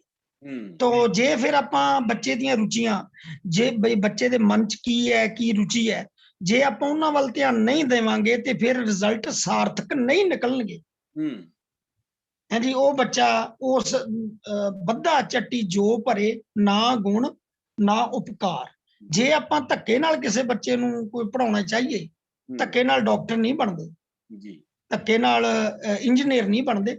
ਸੋ ਇਹ ਸਾਡੇ ਸਮਾਜ ਦੇ ਵਿੱਚ ਜਿਹੜੀ ਇੱਕ ਦੇਖਾ ਦੇਖੀ ਪਰੰਪਰਾ ਵੀ ਫਲਾਣਿਆਂ ਦਾ ਮੁੰਡਾ ਡਾਕਟਰ ਬਣ ਗਿਆ, ਸਾਡਾ ਵੀ ਬਣਨਾ ਚਾਹੀਦਾ, ਫਲਾਣੇ ਦਾ ਬੱਚਾ। ਸੋ ਇਸ ਨੂੰ ਸਾਨੂੰ ਮੋੜਾ ਪਾਉਣਾ ਚਾਹੀਦਾ, ਇਸ ਗੱਲ ਨੂੰ। ਬੱਚੇ ਦੇ ਟੈਲੈਂਟ ਨੂੰ ਲੱਭਣ ਲਈ ਸਾਧਨ ਹੋਰ ਜਟਾਉਣੇ ਚਾਹੀਦੇ ਆ। ਜੀ ਸਾਡੇ ਪਾਸ ਉਹ ਇੱਕ ਸਿਸਟਮ ਨਹੀਂ ਹੈ ਵੀ ਪਹਿਲੀ ਜਮਾਤ ਤੋਂ ਹੀ ਜਾਂ ਬੱਚੇ ਦੀ ਰੁਚੀ ਦੇਖੀ ਜਾਵੇ, ਜਿਵੇਂ ਬਾਹਰਲੇ ਕੰਟਰੀ ਕਰਦੇ। ਮੈਂ ਬਿਲਕੁਲ ਇਸੇ ਸਵਾਲ ਤੇ ਆਉਣਾ ਚਾਹਣਾ ਹੋਣਾ ਕਿ ਜਿਹੋ ਜਿਹੇ ਸਾਡੇ ਸਿਲੇਬਸ ਨੇ, ਜਿਹੋ ਜਿਹੇ ਸਾਡੇ ਟਾਈਮ ਟੇਬਲ ਨੇ, ਜਿਹੋ ਜਿਹੇ ਸਾਡੀਆਂ ਡਿਪਾਰਟਮੈਂਟ ਦੀਆਂ ਪਾਲਿਸੀਜ਼ ਆਪਾਂ ਨੂੰ ਲੱਗਦੀਆਂ ਨੇ, ਉਹਦੇ ਵਿੱਚ ਬਹੁਤ ਹੈਕਟਿਕ ਕਿਸਮ ਦਾ ਮਾਹੌਲ ਹੁੰਦਾ ਸਕੂਲਾਂ ਦੇ ਵਿੱਚ। ਤੁਹਾਨੂੰ ਕੀ ਲੱਗਦਾ ਕਿ ਸਾਡੇ ਐਜੂਕੇਸ਼ਨ ਸਿਸਟਮ ਦੇ ਵਿੱਚ ਇਹ ਗੁੰਜਾਇਸ਼ ਹੈਗੀ ਹੈ ਕਿ ਅਸੀਂ ਬੱਚਿਆਂ ਦੀ ਰੁਚੀਆਂ ਦੀ ਪਛਾਣ ਕਰ ਸਕੀਏ? ਡਾਕਟਰ ਸਾਹਿਬ, ਬਹੁਤ ਹੀ ਤੁਸੀਂ ਅਹਿਮ ਸਵਾਲ ਕੀਤਾ। ਜੀ ਜਿਸ ਅਧਿਆਪਕ ਨੂੰ ਅਸੀਂ ਸਾਰਾ ਦਿਨ, ਜਿਹਨੇ ਪੜਾਉਣਾ ਹੁੰਦਾ, ਜੀ ਜਿਹਨੇ ਉਹਨੂੰ ਪੜ੍ਹਾਈ ਤੋਂ ਛਡਾ ਕੇ ਅਸੀਂ ਬੇਮਤਲਬ ਦਾ ਡਾਟਾ ਵਰਕ, ਬੇਮਤਲਬ ਦੇ ਕੰਮ, ਜਿਨ੍ਹਾਂ ਦਾ ਕੋਈ ਮਤਲਬ ਹੀ ਨਹੀਂ, ਜੀ ਸਾਰਾ ਦਿਨ ਅਸੀਂ ਅਧਿਆਪਕਾਂ ਨੂੰ ਗੈਰ ਵਿਦਿਅਕ ਕੰਮਾਂ ਤੇ ਲਾਈ ਰੱਖਦੇ ਹਾਂ, ਜੀ ਉਹ ਉੱਥੇ ਬੱਚੇ ਨੂੰ ਇਨਸਾਫ ਨਹੀਂ ਮਿਲਦਾ। ਜੀ ਪਹਿਲੀ ਗੱਲ, ਪੋਸਟਾਂ ਖਾਲੀ ਹੁੰਦੀਆਂ। ਦੂਜੀ ਗੱਲ, ਬੱਚੇ ਦਾ ਜਿਹੜਾ ਸਮਝ ਲਓ ਵੀ ਟੈਲੈਂਟ, ਟੀਚਰ ਦਾ ਵਿਚਾਰਾ ਬੱਚੇ ਨੂੰ ਕਈ ਵਾਰੀ, ਟੀਚਰ ਨੂੰ ਅਸੀਂ ਥਕਾ ਲੈਂਦੇ ਹਾਂ। ਜਿੱਦਣ ਡੀਓ ਰੋਪੜ ਨੇ ਸਾਡੇ 3-4 ਪ੍ਰਿੰਸੀਪਲਾਂ ਨੂੰ ਜਿੱਦਣ ਵਿਦਾਇਗੀ ਪਾਰਟੀ ਕੀਤੀ ਰਿਟਾਇਰਮੈਂਟ ਦੀ, ਮੈਂ ਉਦੋਂ ਬੋਲਦਿਆਂ ਕਿਹਾ, ਮੈਂ ਕਿਹਾ ਡੀਓ ਸਾਹਿਬ ਸਾਡੀ ਗੱਲ ਗਾਂਹ ਪਹੁੰਚਾਓ। ਮੈਂ ਕਿਹਾ ਇੱਕ 24 ਘੰਟੇ ਦਿਨ ਰਾਤ ਦੇ ਵਿੱਚ ਹੁੰਦੇ ਆ, ਤੁਸੀਂ ਪ੍ਰਿੰਸੀਪਲਾਂ ਤੋਂ 28 ਘੰਟੇ ਕੰਮ ਲੈ ਰਹੇ ਹੋ, 24 ਘੰਟੇ ਦੀ ਥਾਂ ਤੇ 28 ਘੰਟੇ। ਜੀ ਨਾ ਦਿਨੇ, ਕੱਲਾ ਪ੍ਰਿੰਸੀਪਲ ਨਹੀਂ, ਸਾਰੇ ਟੀਚਰ। ਔਰ ਦੇਖੋ, ਬਿਲਕੁਲ ਇਹਨਾਂ ਕੰਮਾਂ ਲਈ ਸਕੂਲ ਦੇ ਵਿੱਚ ਇੱਕ ਹੋਰ ਪੋਸਟ ਕ੍ਰੀਏਟ ਕੀਤੀ ਜਾਣੀ ਚਾਹੀਦੀ ਹੈ, ਜੋ ਅਧਿਆਪਕ ਨੇ ਸਿਰਫ ਹਾਜ਼ਰੀ ਲਾ ਕੇ ਰਜਿਸਟਰ ਕਾਲਜ ਵਾਂਗੂ ਜਮ੍ਹਾਂ ਕਰਾ ਦੇਣਾ ਵੀ ਹਾਜ਼ਰੀ ਲੱਗ ਗਈ। ਅਧਿਆਪਕ ਤੋਂ ਸਿਵਾਏ ਪੜ੍ਹਾਈ ਤੋਂ, ਮੈਂ ਇਸ ਗੱਲ ਦੀ ਜ਼ੋਰਦਾਰ ਵਕਾਲਤ ਕਰਦਾ ਵੀ ਅਧਿਆਪਕ ਤੋਂ ਕੋਈ ਵੀ ਗੈਰ ਵਿਦਿਅਕ ਕੰਮ ਨਹੀਂ ਲਿਆ ਜਾਣਾ ਚਾਹੀਦਾ। ਔਰ ਜਿਹੜੇ ਇਦਾਂ ਦੇ ਕੰਮਾਂ ਵਾਸਤੇ ਤੁਸੀਂ ਇੱਕ ਸੀਨੀਅਰ ਕਲਰਕ ਹੋਵੇ, ਉਹਦੇ ਨਾਲ 2 ਕਲਰਕ ਹੋਰ ਲਾ ਦਿਓ। ਤੁਸੀਂ ਅਧਿਆਪਕ ਨੂੰ ਫ੍ਰੀ ਕਰੋਗੇ।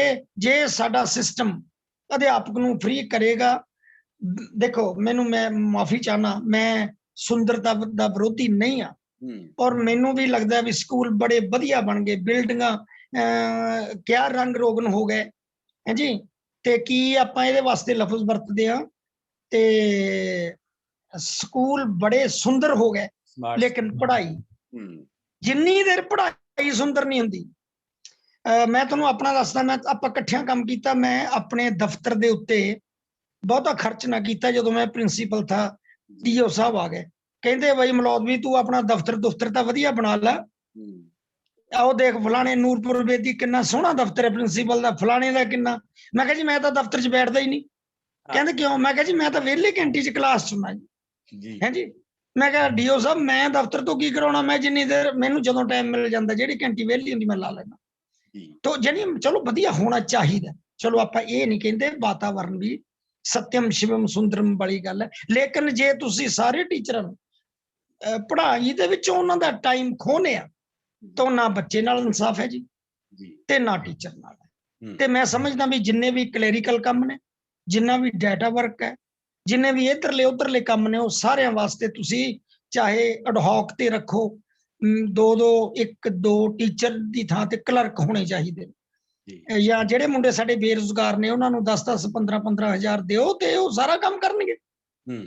तो लेकिन अध्यापक तो कोई भी गैर विद्यक काम नहीं लेना चाहिए, मेरी ये पक्की मतलब राय है जी। बहुत बहुत अच्छा। ਤੁਸੀਂ ਸੱਚਮੁੱਚ ਬਹੁਤ ਕਮਾਲ ਦਾ ਇਹ ਧਾਰਨਾ ਹੈ ਜਿਹੜੀ, ਜੇ ਇਸ ਧਾਰਨਾ ਨੂੰ ਅਸੀਂ ਅਪਣਾ ਲਈਏ ਕਿ ਅਧਿਆਪਕ ਕੱਲਾ ਅਧਿਆਪਕ ਹੋਵੇ, ਫਿਰ ਉਹਦੇ ਕੋਲ ਬਹੁਤ ਸਾਰੀਆਂ ਸੰਭਾਵਨਾਵਾਂ ਨੇ ਕਿ ਉਹ ਬੱਚੇ ਦੇ ਨੇੜੇ ਹੋ ਸਕਦਾ ਹੈ, ਬੱਚੇ ਦੀਆਂ ਰੁਚੀਆਂ ਦੀ ਪਛਾਣ ਕਰ ਸਕਦਾ ਹੈ। ਇੱਕ ਹੋਰ ਗੱਲ ਮਲੌਦਵੀ ਸਾਹਿਬ, ਜਿੰਨੇ ਟੀਚਰ ਲਿਟਰੇਰੀ ਟੀਚਰ, ਕੱਲੇ ਲਿਟਰੇਰੀ ਨਹੀਂ, ਕਿਸੇ ਵੀ ਕਲਾ ਨਾਲ ਜਾਂ ਕਿਸੇ ਵੀ ਸਕਿੱਲ ਨਾਲ ਜੁੜੇ ਹੋਏ ਟੀਚਰ ਜਿਹੜੇ ਹੈਗੇ ਨੇ ਉਹ ਸਕੂਲਾਂ 'ਚ ਆ ਜਾਂਦੇ ਨੇ, ਉਹ ਬਾਈ ਚਾਂਸ ਆ ਜਾਂਦੇ ਨੇ।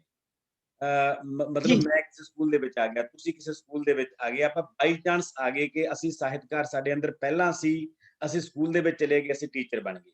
ਕਿ ਡਿਪਾਰਟਮੈਂਟ ਦਾ ਕੋਈ ਫਰਜ਼ ਨਹੀਂ ਬਣਦਾ ਹੈਗਾ ਕਿ ਉਹ ਆਪਣੇ ਟੀਚਰਾਂ ਨੂੰ ਇਸ ਕਿਸਮ ਦੀਆਂ ਚੀਜ਼ਾਂ ਦੀ ਟ੍ਰੇਨਿੰਗ ਦਿਵਾਵੇ, ਇਸ ਕਿਸਮ ਦੀ ਸਕਿੱਲਸ ਉਹਨਾਂ ਦੇ ਅੰਦਰ ਪੈਦਾ ਕਰੇ ਤਾਂ ਕਿ ਉਹ ਭਵਿੱਖ ਦੇ ਵਿੱਚ ਆਪਣੀ ਨਰਸਰੀ, ਆਪਣੀ ਪਿਉਂ ਤਿਆਰ ਕਰ ਸਕਣ। ਇਹੋ ਜਿਹੇ ਯਤਨ ਕਿਉਂ ਨਹੀਂ ਹੁੰਦੇ ਸਾਡੇ ਡਿਪਾਰਟਮੈਂਟਾਂ ਦੇ ਵਿੱਚ? ਜੀ ਬਿਲਕੁਲ ਡਾਕਟਰ ਸਾਹਿਬ, ਮੈਂ ਤੁਹਾਡੀ ਗੱਲ ਨਾਲ 100% ਸਹਿਮਤ ਹਾਂ। ਦੇਖੋ ਮਿਲਟਰੀ ਦੇ ਵਿੱਚ ਜਿਹੜਾ ਫੌਜੀ ਸਪੋਰਟਸ ਦੇ ਵਿੱਚ ਭਾਗ ਲੈਂਦਾ, ਉਹਦੀ ਡਿਊਟੀ ਉਹਨੂੰ ਕਹਿ ਦਿੱਤਾ ਜਾਂਦਾ ਵੀ ਤੂੰ ਆਪਣੀ ਬਸ ਖੇਡ ਤੇ ਧਿਆਨ ਦੇ। ਕੀ ਬਾਤ, ਕੀ ਬਾਤ ਹੈ ਜੀ। ਉੱਥੇ ਹੋਰ ਕੋਈ ਕੰਮ ਨਹੀਂ ਕਰਨਾ। ਇਸੇ ਤਰ੍ਹਾਂ ਹੀ ਜਿਹੜੀ ਪੁਲਿਸ ਡਿਪਾਰਟਮੈਂਟ ਆ ਉਹ ਵੀ ਆਪਣੇ ਸਪੋਰਟਸਮੈਨ ਨੂੰ ਸੰਭਾਲਦੀ ਹੈ, ਉਹਨਾਂ ਨੂੰ ਕਹਿੰਦੀ ਵੀ ਤੁਸੀਂ ਆਪਣੀ ਟ੍ਰੇਨਿੰਗ ਕਰੋ, ਸਾਨੂੰ ਮੈਡਲ ਚਾਹੀਦੇ ਆ। ਮੈਂ ਕਹਿੰਦਾ ਵੀ ਐਜੂਕੇਸ਼ਨ, ਕਿਉਂਕਿ ਐਜੂਕੇਸ਼ਨ ਸਾਹਿਤ ਨਾਲ ਜੁੜੀ ਹੋਈ ਹੈ, ਸਾਡੇ ਡਿਪਾਰਟਮੈਂਟ ਨੂੰ, ਸਿੱਖਿਆ ਵਿਭਾਗ ਨੂੰ, ਸਾਡੇ ਜਿਹੜੇ ਕਰਤਾ ਧਰਤਾ ਨੇ ਉਹਨਾਂ ਨੂੰ ਮਾਣ ਹੋਣਾ ਚਾਹੀਦਾ ਹੈ ਬਈ ਸਕੂਲਾਂ ਦੇ ਵਿੱਚ ਏਡੇ ਏਡੇ ਸਾਹਿਤਕਾਰ ਬੈਠੇ ਨੇ ਔਰ ਉਹਨਾਂ ਦਾ ਮਾਣ ਸਨਮਾਨ ਹੋਣਾ ਚਾਹੀਦਾ। ਇਹ ਬਿਲਕੁਲ ਮੈਂ ਇਸ ਗੱਲ ਦੇ ਬਿਲਕੁਲ ਹੱਕ 'ਚ ਹਾਂ। ਸਗੋਂ ਜੇ ਵਿਭਾਗ ਉਹਨਾਂ ਨੂੰ ਕੋਈ ਖਾਸ ਸਹੂਲਤ ਨਹੀਂ ਦੇ ਸਕਦਾ, ਕਮ ਸੇ ਕਮ ਉਹਨਾਂ ਦਾ ਸਤਿਕਾਰ ਤਾਂ ਹੋ ਸਕਦਾ ਨਾ। ਤਾਂ ਪਿੱਛੇ ਜੇ ਮੇਰਾ ਖਿਆਲ ਹੈ ਵੀ ਸ਼ੁਰੂ ਵੀ ਕੀਤਾ ਹੈ ਕ੍ਰਿਸ਼ਨ ਕੁਮਾਰ ਜੀ ਨੇ, ਤੇ ਜਿਹੜੇ ਸਾਹਿਤਕਾਰ ਨੇ ਉਹਨਾਂ ਦਾ ਅਸੀਂ ਚਾਹੁੰਦੇ ਹਾਂ, ਦੇਖੋ ਜੇ ਸਾਹਿਤਕਾਰ ਨੂੰ ਮਾਨਤਾ ਮਿਲੂ ਜੀ, ਉਹ ਵਧੀਆ ਰਚਨਾ ਕਰੂ ਜੀ, ਤੇ ਉਹਦੇ ਬਾਕੀ ਦੇ ਕੰਮ ਸਗੋਂ ਘਟਾਏ ਜਾਣ। ਕਿਹਾ ਸਕੂਲ ਦੇ ਚਾਰਜ ਕੀ ਨੇ, ਜਿਹੜਾ ਬੰਦਾ ਕੋਈ ਸਾਹਿਤ ਨਾਲ ਜੁੜਿਆ ਉਹਦੇ ਕੋਲੋਂ ਲਾਇਬ੍ਰੇਰੀ ਦੇ ਚਾਰਜ ਨੂੰ ਅਸੀਂ ਇਤਰਾਜ਼ ਨਹੀਂ ਕਰਦੇ। ਮੇਰੇ ਨਾਲ ਸ਼ਮਸ਼ੇਰ ਮੋਹੀ ਸੀ ਇੱਥੇ ਅਟਾਰੀ ਰੋਪੜ ਜ਼ਿਲ੍ਹੇ 'ਚ, ਅੱਛਾ, ਉਹਨਾਂ ਨੇ ਖੁਦ ਮੰਗ ਕੇ ਕਿਹਾ, ਕਹਿੰਦੇ ਮਲੌਦਵੀ ਸਾਹਿਬ ਲਾਇਬ੍ਰੇਰੀ ਨੂੰ ਕੋਈ ਨਹੀਂ ਦੇਖ ਰਿਹਾ, ਮੈਂ ਦੇਖੂ। ਮੈਂ ਕਿਹਾ ਚੱਕੋ ਚਾਬੀ। ਤੋ ਦੇਖੋ ਸਾਹਿਤਕਾਰ ਤਾਂ ਆਪ ਹੀ ਨਹੀਂ ਵਿਹਲਾ ਬੈਠਦਾ ਹੈ ਜੀ, ਉਹਨੇ ਸਾਹਿਤ ਦੀ ਸੇਵਾ ਵੀ ਕਰਨੀ ਹੈ, ਸੋ ਉਹਨਾਂ ਦਾ ਮਾਣ ਸਨਮਾਨ ਹੋਣਾ ਬਹੁਤ ਜ਼ਰੂਰੀ ਹੈ। ਜੀ ਜੀ ਜੀ, ਇਹ ਤੁਹਾਡਾ ਪੁਆਇੰਟ ਬਹੁਤ ਹੀ ਵਧੀਆ ਜੀ। ਬਿਲਕੁਲ ਸਰ, ਇਹੋ ਜਿਹੇ ਰਿਸੋਰਸਫੁਲ ਟੀਚਰ ਪੈਦਾ ਕਰਨ ਵਾਸਤੇ ਇਨਫਰਾਸਟ੍ਰਕਚਰ ਚਾਹੀਦਾ ਸਾਡੇ ਕੋਲੇ ਕਿ ਹੋਰ ਪੈਦਾ ਹੋ ਸਕਣ। ਜਿਹੜੇ ਆਲਰੇਡੀ ਹੈਗੇ ਨੇ ਉਹਨਾਂ ਤੋਂ ਕੰਮ ਲਿਆ ਹੀ ਜਾਣਾ ਚਾਹੀਦਾ ਹੈ, ਇਹ ਤਾਂ ਕੋਈ ਦੋ ਰਾਏ ਹੈ ਹੀ ਨਹੀਂ। ਉਹਨਾਂ ਨੂੰ ਤਾਂ ਘੱਟੋ ਘੱਟ ਕੋਈ ਡਿਸਟ੍ਰਿਕਟ ਲੈਵਲ ਤੇ ਤੁਸੀਂ ਰਿਸੋਰਸ ਪਰਸਨ ਬਣਾਓ ਜਾਂ ਬਲਾਕ ਲੈਵਲ ਤੇ ਰਿਸੋਰਸ ਪਰਸਨ ਬਣਾਓ, ਸਕੂਲਾਂ ਦੇ ਵਿੱਚ ਇਹਨਾਂ ਰੁਚੀਆਂ, ਤਾਂ ਕਿ ਬੱਚਿਆਂ ਦੇ ਵਿੱਚ ਰੁਚੀਆਂ ਹੋਰ ਫੈਲ ਸਕਣ। ਤੇ ਜਿਹੜੇ ਟੀਚਰ ਨਹੀਂ ਪੂਰਾ ਕਰ ਸਕੇ ਆਪਣੇ ਇਹ ਸ਼ੌਂਕ, ਜਿਹੜੇ ਸਕਿੱਲ ਨਹੀਂ ਪੈਦਾ ਕਰ ਸਕੇ ਆਪਣੇ ਹਾਲਾਤਾਂ ਦੇ ਮੁਤਾਬਕ, ਉਹਨਾਂ ਦੇ ਅੰਦਰ ਇਹ ਚੀਜ਼ਾਂ ਪੈਦਾ ਕਰਨ ਵਾਸਤੇ ਵੀ ਯਤਨ ਹੋਣੇ ਚਾਹੀਦੇ ਨੇ। ਕੋਈ ਰਿਫਰੈਸ਼ਰ ਕੋਰਸ ਇਹੋ ਜਿਹੇ ਹੋਣੇ ਚਾਹੀਦੇ ਨੇ ਜਿੱਥੇ ਇਹ ਚੀਜ਼ਾਂ ਉਹਨਾਂ ਨੂੰ ਆ ਸਕਣ। ਜੀ ਜੀ, ਹੋਰ ਆਪਾਂ ਥੋੜਾ ਜਿਹਾ ਅੱਗੇ ਤੁਰੀਏ। ਜਿਹੜੇ ਅੱਜ ਤੋਂ 20-30 ਸਾਲ ਪਹਿਲਾਂ ਬੱਚੇ ਸੀ ਮਲੌਦਵੀ ਸਾਹਿਬ, ਜਦੋਂ ਇੱਕ ਕਹ ਲੋ ਕਿ ਬੋਹਾ ਸਕੂਲ ਦਾ ਟਾਈਮ ਸੀ ਆਪਾਂ ਕਹਿ ਲਈਏ, ਜਾਂ ਪਹਿਲਾਂ ਦਾ ਸਮਾਂ, ਤੇ ਅੱਜ ਜਿਹੜੇ ਬੱਚੇ ਹੈਗੇ ਨੇ ਜਿਹਨੂੰ ਅਸੀਂ ਕੰਪਿਊਟਰ ਜਨਰੇਸ਼ਨ ਦੇ ਬੱਚੇ ਕਹਿੰਦੇ ਆ, ਇੰਟਰਨੈਟ ਜਨਰੇਸ਼ਨ ਦੇ ਬੱਚੇ ਕਹਿੰਦੇ ਆ, ਇਹਨਾਂ ਬੱਚਿਆਂ ਦੇ ਮਨੋਵਿਗਿਆਨ ਦੇ ਵਿੱਚ ਤੁਹਾਡੇ ਹਿਸਾਬ ਨਾਲ ਕਿੰਨਾ ਫਰਕ ਪਿਆ ਤੇ ਟੀਚਰ ਦਾ ਟ੍ਰੀਟਮੈਂਟ ਕਿੰਨਾ ਕੁ ਬਦਲ ਗਿਆ ਜਾਂ ਬਦਲਣਾ ਚਾਹੀਦਾ ਪਹਿਲਾਂ ਦੇ ਮੁਕਾਬਲੇ? ਡਾਕਟਰ ਸਾਹਿਬ ਮੇਰਾ ਖਿਆਲ ਹੈ ਵੀ ਜੇ ਤੁਸੀਂ ਮੈਨੂੰ ਆਗਿਆ ਦਿਓ ਜੀ ਇਹ ਗੱਲ ਮੈਂ ਮਾਪਿਆਂ ਤੋਂ ਸ਼ੁਰੂ ਕਰਾਂ। ਛੋਟਾ ਬੱਚਾ ਹੈ, ਜੀ ਸਾਲ 2 ਸਾਲ ਦਾ, ਤੇ ਮਾਵਾਂ ਕੀ ਕਰਦੀਆਂ ਨੇ, ਆਪਣਾ ਫੋਨ ਔਨ ਕਰਦੀਆਂ ਨੇ, ਭਾਵੇਂ ਉਹ ਬੱਚਿਆਂ ਵਾਲੇ ਹੀ ਪ੍ਰੋਗਰਾਮ ਹੋਣ, ਕਾਰਟੂਨ ਹੋਣ, ਹੋਰ ਹੋਣ, ਉਹ ਲਾ ਕੇ ਬੱਚੇ ਦੇ ਮੂਹਰੇ ਰੱਖ ਦਿੰਦੀਆਂ ਨੇ ਤੇ ਬੱਚਾ ਉਹਨੂੰ ਦੇਖਦਾ ਰਹਿੰਦਾ ਤੇ ਮਾਵਾਂ ਆਪਣਾ। ਕੰਮ ਤਾਂ ਮੇਰਾ ਖਿਆਲ ਹੈ ਵੀ ਉਹਦੇ ਨਾਲ ਬੱਚੇ ਦੀ ਫਿਜ਼ੀਕਲੀ, ਮੈਂਟਲੀ ਉਹਦੇ ਤੇ ਬਹੁਤਾ ਵਧੀਆ ਅਸਰ ਨਹੀਂ ਪੈਂਦਾ। ਤਾਂ ਮੈਂ ਇਹ ਸਮਝਦਾ ਬਈ ਜਿਵੇਂ ਨੈਟ ਦੇ ਵਿੱਚ ਬਹੁਤ ਨੌਲੇਜ ਹੈ, ਬੱਚੇ ਨੂੰ ਮੁੱਢ ਤੋਂ ਹੀ ਇਹ ਸਮਝਾਇਆ ਜਾਣਾ ਚਾਹੀਦਾ ਹੈ ਬਈ ਉਹਨੇ ਨੌਲੇਜ ਦੀ ਵਰਤੋਂ ਚੰਗੇ ਪਾਸੇ ਕਿਵੇਂ ਕਰਨੀ ਹੈ, ਕਿਉਂਕਿ ਜਿੱਥੇ ਇਹਦੇ 'ਚ ਮਾੜਾ ਬਹੁਤ ਕੁਛ ਹੈ, ਬਹੁਤ ਕੁਛ ਮਾੜਾ ਹੈ। ਕਈ ਸਕੂਲਾਂ ਦੇ ਵਿੱਚ ਇਹ ਪ੍ਰੋਬਲਮਸ ਵੀ ਆਉਂਦੀਆਂ ਨੇ, ਫੋਨ ਫੜਨੇ ਪੈਂਦੇ ਹੈ। ਤਾਂ ਮੇਰਾ ਕਹਿਣ ਦਾ ਮਤਲਬ ਇਹ ਹੈ ਡਾਕਟਰ ਸਾਹਿਬ ਬਈ ਇਹਦੀ ਸਦਵਰਤੋਂ ਗਿਆਨ ਵਧਾਉਣ ਲਈ ਬੱਚੇ ਜਦੋਂ ਥੋੜਾ ਜਿਹਾ ਉੱਪਰ ਅਪਰ ਕਲਾਸਿਸ ਦੇ ਵਿੱਚ ਆ ਜਾਣ, ਉਦੋਂ ਬੱਚੇ ਨੂੰ ਇਸਤੇਮਾਲ ਕਰਨ ਦੀ ਜਿਹੜੀ ਉਹ ਆਗਿਆ ਹੋਣੀ ਚਾਹੀਦੀ ਹੈ। ਹਾਂ, ਇਹਦੇ ਨਾਲ ਕਈ ਵਾਰੀ ਜਿਹੜੇ ਬੱਚੇ ਨੇ ਉਹ ਰਸਤੇ ਤੋਂ ਭਟਕਦੇ ਹੈ, ਔਰ ਹਰ ਥਾਂ ਤੇ ਕੋ ਬੱਚੇ ਨੂੰ ਅਜੇ ਨਹੀਂ ਪਤਾ ਵੀ ਇਹਦਾ ਫਾਇਦਾ ਮੈਂ ਕਿਵੇਂ ਲੈਣਾ। ਤਾਂ ਇਸ ਲਈ ਸਾਨੂੰ ਸੁਚੇਤ ਹੋਣਾ ਪਊਗਾ, ਟੈਕਨੋਲੋਜੀ ਤਾਂ ਵਰਤਣੀ ਪਊਗੀ। ਦੇਖੋ, ਮੈਨੂੰ ਇਹ ਗੱਲ ਵੀ ਕਹਿ ਲੈਣ ਦਿਓ ਬਈ ਮੈਂ ਬੜਾ ਇਸ ਟੈਕਨੋਲੋਜੀ ਤੋਂ ਭੱਜਦਾ ਸੀ, ਅੱਜ ਤੁਸੀਂ ਦਾਸ ਨੂੰ ਵੀ ਹਾਂਜੀ ਤਾਂ ਇਹ ਜਿਹੜੀ ਟੈਕਨੋਲੋਜੀ ਹੈ ਇਹਨੂੰ ਸਾਹਿਤਕ ਪੱਖ ਲਈ ਵਰਤਿਆ ਜਾਣਾ ਚਾਹੀਦਾ। ਔਰ ਚਲੋ ਬੱਚੇ ਨੂੰ ਤਾਂ ਐਜੂਕੇਸ਼ਨ ਲਈ ਅੱਜ ਜ਼ਰੂਰਤ ਹੈ ਜੀ, ਸੋ ਇਹਦੇ ਲਈ ਇਹਦੀ ਸਹਿਯੋਗ ਵਰਤੋਂ ਜ਼ਰੂਰੀ ਹੋਣੀ ਚਾਹੀਦੀ ਹੈ ਜੀ। ਡਾਕਟਰ ਸਾਹਿਬ। ਆਪਾਂ ਸਮਾਂ ਵੀ ਲਗਭਗ ਪੌਣੇ ਘੰਟੇ ਤੋਂ ਉੱਪਰ ਕ੍ਰਾਸ ਕਰ ਗਏ। ਮੈਂ 1-2 ਸਵਾਲ ਆਪਾਂ ਹੋਰ ਕਰਦੇ ਹਾਂ। ਇੱਕ ਸਰ ਮੈਨੂੰ ਇਹ ਦੱਸੋ ਕਿ ਜਿਹੜੇ ਨੌਜਵਾਨਾਂ ਦੇ ਵਿੱਚ ਅੱਜ ਇੱਕ ਨਿਰਾਸ਼ਾ ਦਾ ਆਲਮ ਹੈ ਜਿਹੜਾ, ਬਹੁਤ ਸਾਰੇ ਬੱਚੇ ਢੀਠ ਕਿਸਮ ਦੇ ਹੋ ਜਾਂਦੇ ਨੇ, ਬਹੁਤ ਸਾਰੇ ਬੱਚੇ ਨਸ਼ਿਆਂ ਵਾਲੇ ਪਾਸੇ ਚਲੇ ਜਾਂਦੇ ਨੇ, ਬਹੁਤ ਸਾਰੇ ਬੱਚੇ ਆਗਿਆਕਾਰੀ ਨਹੀਂ ਰਹਿੰਦੇ ਹੈਗੇ, ਡਿਪਰੈਸ਼ਨ 'ਚ ਆ ਜਾਂਦੇ ਨੇ। ਤੁਹਾਨੂੰ ਕੀ ਲੱਗਦਾ ਹੈ ਕਿ ਇਹਦੇ ਵਿੱਚ ਇਹ ਵੀ ਇੱਕ ਵੱਡਾ ਕਾਰਨ ਹੈ ਕਿ ਅਸੀਂ ਬੱਚਿਆਂ ਦੀ ਰੁਚੀਆਂ ਦੀ ਪਛਾਣ ਕਰਕੇ ਠੀਕ ਮਾਹੌਲ ਨਹੀਂ ਦੇ ਪਾਉਂਦੇ ਉਹਨਾਂ ਨੂੰ? ਜੀ ਡਾਕਟਰ ਸਾਹਿਬ, ਬਿਲਕੁਲ ਮੈਂ ਤੁਹਾਡੀ ਇਸ ਗੱਲ ਨਾਲ ਬਿਲਕੁਲ ਸਹਿਮਤ ਹਾਂ। ਦੇਖੋ, ਅੱਜ ਦਾ ਜਿਹੜਾ ਬੱਚਾ ਹੈ, ਵੈਸੇ ਤਾਂ ਕਿਸਾਨ ਮੋਰਚੇ ਦੇ ਵਿੱਚ ਵੀ ਮੈਨੂੰ ਮਾਫੀ ਚਾਹਨਾ ਮੈਂ, ਕਿਸੇ ਨੇ ਪ੍ਰੋਫੈਸਰ ਪੂਰਨ ਸਿੰਘ ਦੀ ਕਵਿਤਾ, ਜਵਾਨ ਪੰਜਾਬ ਦੇ ਮੌਤ ਨੂੰ ਮਖੌਲਾਂ ਕਰਨੇ, ਮਰਨ ਥੀ ਨਹੀਂ ਡਰਦੇ, ਪਿਆਰ ਨਾਲੇ ਕਰਨ ਗੁਲਾਮੀ, ਜਾਨ ਕੋ ਆਪਣੀ ਵਾਰ ਦਿੰਦੇ ਪਰ ਟੈ ਨਾ ਮੰਨਣ ਕਿਸੇ ਦੀ, ਖਲੋ ਜਾਣ ਡਾਂਗਾ ਮੋਢੇ ਤੇ ਉਸਾਰ ਕੇ। ਮੈਂ ਸਮਝਦਾ ਪਹਿਲੀ ਤਾਂ ਗੱਲ, ਚਾਹੇ ਅਧਿਆਪਕ ਹੈ ਚਾਹੇ ਪੇਰੈਂਟਸ ਨੇ, ਪਹਿਲੀ ਤਾਂ ਗੱਲ ਬੱਚੇ ਨੂੰ ਪਿਆਰ ਨਾਲ ਹੀ ਹੈਂਡਲ ਕੀਤਾ ਜਾ ਸਕਦਾ। ਔਰ ਮੇਰਾ ਤਜਰਬਾ 38 ਸਾਲ ਦਾ ਇਹ ਹੈ, ਜਿਸ ਬੱਚੇ ਨੂੰ ਵੀ ਪਿਆਰ ਨਾਲ ਜੋ ਵੀ ਕਿਹਾ ਗਿਆ ਤਾਂ ਉਹ ਬੱਚੇ ਨੇ ਉਹਦੀ ਪਾਲਣਾ ਕੀਤੀ। ਤਾਂ ਇੱਕ ਇਹ ਪੇਂਡੂ ਏਰੀਏ ਦੇ ਵਿੱਚ +2 ਤੋਂ ਬਾਅਦ ਬਹੁਤ ਵਧੀਆ ਪੜ੍ਹਾਈ ਕਰਨ ਵਾਲੀ ਟੌਪਰ ਲੜਕੀ ਨੂੰ ਉਹਦੇ ਪਿਤਾ ਨੇ ਜਵਾਬ ਦਿੱਤਾ ਵੀ ਮੈਂ ਤੈਨੂੰ ਦਾਖਲ ਨਹੀਂ ਕਰਾਉਣਾ ਰੋਪੜ ਕਾਲਜ 'ਚ। ਉਹ ਬੱਚੀ ਮੇਰੀ ਸਟੂਡੈਂਟ ਸੀ, ਆ ਕੇ ਉਹ ਰੋਈ ਵੀ ਸਰ ਮੈਂ ਕੀ ਕਰਾਂ। ਮੈਂ ਕਿਹਾ ਕੋਈ ਨਹੀਂ ਪੁੱਤਰ, ਮੈਂ ਘਰੇ ਆਉਂਗਾ। ਮੈਂ ਘਰ ਗਿਆ ਜੀ, ਮੈਂ ਉਹਦੇ ਪੇਰੈਂਟਸ ਨੂੰ ਕਿਹਾ ਵੀ ਮੈਂ ਜ਼ਿੰਮੇਵਾਰੀ ਲੈਣੀ 4 ਸਾਲ, ਜੇ ਕੁੜੀ ਨੇ ਕੋਈ ਗਲਤ ਸਟੈਪ ਚੱਕ ਲਿਆ ਬਈ ਮੈਂ, ਤੁਸੀਂ ਜੋ ਮੈਨੂੰ ਸਜ਼ਾ ਦੇ ਦਿਓ ਵੀ ਕੁੜੀ ਨੂੰ ਪੜ੍ਹਨ ਨੂੰ ਨਾ ਹਟਾਓ। ਤਾਂ ਉਹ ਮੇਰੀ ਗੱਲ ਨੂੰ ਸਮਝੇ ਨਹੀਂ। ਦਾਦੀ ਵੀ ਕੋਲ ਬੈਠੀ ਸੀ, ਜਦੋਂ ਨਾ ਮੰਨੇ ਫਿਰ ਮੈਂ ਉੱਠ ਕੇ ਤੁਰਨ ਲੱਗੇ ਨੇ ਇੱਕ ਗੱਲ ਕਹਿਤੀ ਉਹਨਾਂ ਨੂੰ। ਮੈਂ ਕਿਹਾ ਸਰਦਾਰ ਜੀ, ਹੀਰ ਕਿਹੜੇ ਕਾਲਜ 'ਚ ਪੜ੍ਹਦੀ ਸੀ, ਦੱਸੋਗੇ ਮੈਨੂੰ? ਹਾਂਜੀ। ਮੈਂ ਕਿਹਾ ਚਾਹੇ ਉਹ ਸਾਡੇ ਕਿੱਸੇ ਨੇ, ਸਭ ਕੁਝ ਹੈ। ਮੈਂ ਕਿਹਾ ਵੀ ਜਿਹਨੇ ਵਿਗੜਨਾ ਉਹਨੇ ਪਾਥੀਆਂ ਪੱਥਦਿਆਂ ਵੀ ਵਿਗੜ ਜਾਣਾ, ਪਰ ਮੈਨੂੰ ਤੁਹਾਡੀ ਬੱਚੀ ਤੇ ਭਰੋਸਾ ਹੈ ਵੀ ਇਹ ਪੜ੍ਹਨਾ ਚਾਹੁੰਦੀ ਹੈ। ਬਾਅਦ 'ਚ ਵੀ ਤੁਸੀਂ ਵਿਚਾਰ ਕਰ ਲਿਓ, ਜੇ ਬੱਚੀ ਨੂੰ ਤੁਸੀਂ ਪੜ੍ਹਨ ਦਾ ਮੌਕਾ ਦੇ ਦਿਓ, ਤੁਹਾਡੇ ਪਰਿਵਾਰ ਦੇ ਔਰ ਸਾਡੇ ਸਮਾਜ ਦੇ ਹੱਕ 'ਚ। ਮੈਂ ਜੇ ਕਹਿ ਕੇ ਇੰਨੀ ਗੱਲ ਆ ਗਿਆ, ਤੀਜੇ ਚੌਥੇ ਦਿਨ ਮੈਨੂੰ ਆਣ ਕੇ ਉਹਨੇ ਬੱਚੀ ਨੇ ਦੱਸਿਆ ਵੀ ਮੇਰੇ ਪਾਪਾ ਮੈਨੂੰ ਦਾਖਲ ਕਰਵਾਏ, ਕਾਲਜ ਦੇ ਵਿੱਚ ਦਾਖਲ ਕਰਵਾਏ। ਸੋ ਮੇਰਾ ਕਹਿਣ ਦਾ ਮਤਲਬ ਹੈ ਵੀ ਜੇ ਅਸੀਂ ਬੱਚੇ ਨੂੰ ਸਹੀ ਗਾਈਡ ਕਰੀਏ, ਬਹੁਤ ਜ਼ਰੂਰੀ ਹੈ, ਤਾਂ ਬੱਚਾ ਆਖੇ ਲੱਗਦਾ ਵੀ ਹੈ। ਪਰ ਸਾਡੇ ਕਈ ਵਾਰੀ ਤਰੀਕੇ ਗਲਤ ਹੋ ਜਾਂਦੇ ਆ। ਹੋ ਸਕਦਾ ਮੈਂ ਵੀ ਕਈ ਵਾਰੀ ਬੱਚਿਆਂ ਨੂੰ ਬਹੁਤ ਪਹਿਲਾਂ ਫਿਜ਼ੀਕਲੀ ਘੂਰਿਆ ਹੋਵੇ, ਲੇਕਿਨ ਅੱਜ ਮੈਨੂੰ ਉਹਦਾ ਵੀ ਅਫਸੋਸ ਰਹਿੰਦਾ ਹੈ ਵੀ ਉਸ ਗੱਲ ਨੂੰ ਵੀ ਪਿਆਰ ਨਾਲ ਹੈਂਡਲ ਕੀਤਾ ਜਾ ਸਕਦਾ ਸੀ। ਸੋ ਇਹ ਹੈਗਾ ਵੀ ਬੱਚਿਆਂ ਨੂੰ ਅਸੀਂ ਸਨੇਹ ਨਾਲ, ਪਿਆਰ ਨਾਲ ਹੈਂਡਲ ਕਰ ਸਕਦੇ। ਡਾਕਟਰ ਸਾਹਿਬ, ਬਿਲਕੁਲ, ਜਿਹੜੀ ਗੱਲ ਤੁਸੀਂ ਕਹੀ ਹੈ ਜਿਵੇਂ ਤੁਸੀਂ ਉਸ ਬੱਚੇ ਦੇ ਮਾਂ-ਬਾਪ ਨੂੰ ਜਾ ਕੇ ਹੈਂਡਲ ਕੀਤਾ, ਇਹ ਗੱਲ ਬਹੁਤ ਮਹੱਤਵਪੂਰਨ ਹੈ। ਅੱਜ ਦੇ ਅਖਬਾਰ ਦੇ ਵਿੱਚ ਇੱਕ ਬਹੁਤ ਭਿਆਨਕ ਕਿਸਮ ਦੀ ਖਬਰ ਇਸ ਤਰ੍ਹਾਂ ਦੀ ਲੱਗੀ ਕਿ ਕੁੜੀ PCS ਦੀ ਤਿਆਰੀ ਕਰਨਾ ਚਾਹੁੰਦੀ ਸੀ, ਉਹਦੇ ਫਾਦਰ ਨੇ ਉਹਦਾ ਵਿਆਹ ਰੱਖਤਾ ਤੇ ਕੁੜੀ ਕਹਿੰਦੀ ਮੈਂ ਵਿਆਹ ਕਰਾਉਣਾ ਨਹੀਂ ਹੈਗਾ, ਤੇ ਜੀ। ਉਹਦੇ ਫਾਦਰ ਨੇ ਕੁੜੀ ਨੂੰ ਵੀ ਮਾਰਤਾ ਤੇ ਉਹਦੀ ਮਾਂ ਨੂੰ ਵੀ ਮਾਰਤਾ ਜਦੋਂ ਰੋਕਣ ਲੱਗੀ। ਓਹੋ, ਮੈਂ ਜੇ ਪੜ੍ਹਿਆ ਨਹੀਂ ਅਖਬਾਰ ਜੀ ਅੱਜ। ਮਤਲਬ ਕਹਿਣ ਦਾ ਭਾਵ ਇਹ ਹੈ ਕਿ ਅਸੀਂ ਬੱਚਿਆਂ ਦੀ ਸੋਚ ਨੂੰ, ਬੱਚਿਆਂ ਦੇ ਅੰਦਰਲੇ ਟੈਲੈਂਟ ਨੂੰ ਕਿੰਨਾ ਮਾਰ ਸਕਦੇ ਹਾਂ ਅਸੀਂ, ਦੇਖੋ ਬਹੁਤ ਖਤਰਨਾਕ ਹੈ। ਅਸੀਂ ਆਪਣੀਆਂ ਇੱਛਾਵਾਂ ਨੂੰ ਬੱਚਿਆਂ ਤੇ ਬਹੁਤ ਜ਼ਿਆਦਾ ਥੋਪਦੇ ਹਾਂ। ਬਿਲਕੁਲ ਜੀ, ਜਦੋਂ ਬੱਚੇ ਅਸੀਂ ਕਹਿੰਦੇ ਕਿ ਬੱਚੇ ਖਰਾਬ ਹੋ ਗਏ, ਕੋਈ ਬੱਚਾ ਖਰਾਬ ਨਹੀਂ ਹੁੰਦਾ, ਸਾਡਾ এনवायरमेंट ਖਰਾਬ ਹੁੰਦਾ ਜਿਹਦੇ ਵਿੱਚ ਬੱਚੇ ਖਰਾਬ ਹੁੰਦੇ ਨੇ। ਜੀ। ਆਪਣੀਆਂ ਨਲਾਇਕੀਆਂ ਦਾ ਜਿਹੜਾ ਸਾਰਾ ਠੁਣਾ ਹੈ ਉਹ ਬੱਚਿਆਂ ਸਿਰ ਭੰਨ ਦਿੰਦੇ ਆ ਤੇ ਅਸੀਂ ਕਹਿੰਦੇ ਕਿ ਬੱਚੇ ਖਰਾਬ ਹੋ ਗਏ। ਜੀ ਬਿਲਕੁਲ ਡਾਕਟਰ ਸਾਹਿਬ, ਸਹੀ ਕਹਿ ਰਹੇ ਹੋ ਤੁਸੀਂ, ਸਹੀ ਫਰਮਾਇਆ। ਮਲੌਦਵੀ ਸਾਹਿਬ, ਕੋਈ ਹੋਰ ਗੱਲ ਜਿਹੜੀ ਤੁਹਾਡੇ ਮਨ ਦੇ ਵਿੱਚ ਤੁਸੀਂ ਕਰਨਾ ਚਾਹੁੰਦੇ ਹੋ, ਅਧਿਆਪਕਾਂ ਨਾਲ ਸਾਂਝੀ ਕਰਨਾ ਚਾਹੁੰਦੇ ਹੋ, ਕੋਈ ਤਜਰਬਾ ਲਾਈਫ ਦਾ, ਕੋਈ ਆਪਣੇ ਲਾਈਫ ਦੇ ਉਦਾਹਰਨ ਜਾਂ ਕੋਈ ਵੀ ਹੋਰ ਗੱਲ? ਮੈਂ ਡਾਕਟਰ ਸਾਹਿਬ ਇੱਕੋ ਹੀ ਬੇਨਤੀ ਕਰਨੀ ਚਾਹੁੰਦਾ ਜੀ। ਅੱਜ ਡਾਕਟਰ ਸਾਹਿਬ ਅਧਿਆਪਕ ਦਾ ਰੋਲ ਬਹੁਤ ਵੱਡਾ ਹੋ ਗਿਆ, ਕਿਉਂਕਿ ਆਉਣ ਵਾਲੇ ਭਵਿੱਖ ਦੇ ਵਿੱਚ ਮੈਂ ਦੇਖ ਰਿਹਾ ਵੀ ਮੇਰੇ ਸਮਾਜ ਨੂੰ ਧਰਮਾਂ 'ਚ ਵੰਡਿਆ ਜਾ ਰਿਹਾ, ਧਰਮਾਂ ਦੀ ਕੱਟੜਤਾ 'ਚ ਵੰਡਿਆ ਜਾ ਰਿਹਾ।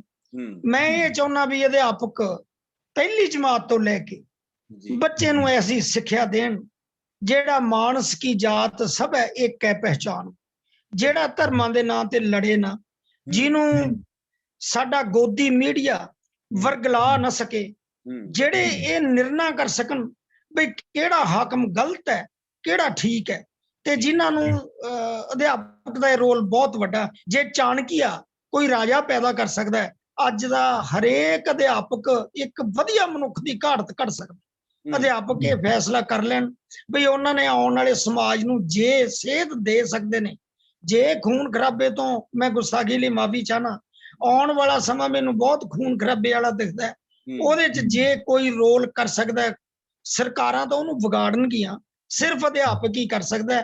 ਮੈਂ ਸਮਝਦਾ ਵੀ ਆਉਣ ਵਾਲੇ ਸਮੇਂ 'ਚ ਅਧਿਆਪਕ ਇਸ ਸਮਾਜ ਦੇ ਅੱਗੇ ਇੱਕ ਢਾਲ ਬਣ ਕੇ ਖੜ ਸਕਦਾ ਹੈ ਔਰ ਅੱਛੇ ਮਨੁੱਖਾਂ ਦੀ ਉਹ ਘਾਟ ਘਟ ਸਕਦਾ ਹੈ, ਤੇ ਅਧਿਆਪਕ ਨੂੰ ਉਸ ਰੋਲ ਨੂੰ ਪਛਾਣਨਾ ਚਾਹੀਦਾ ਹੈ।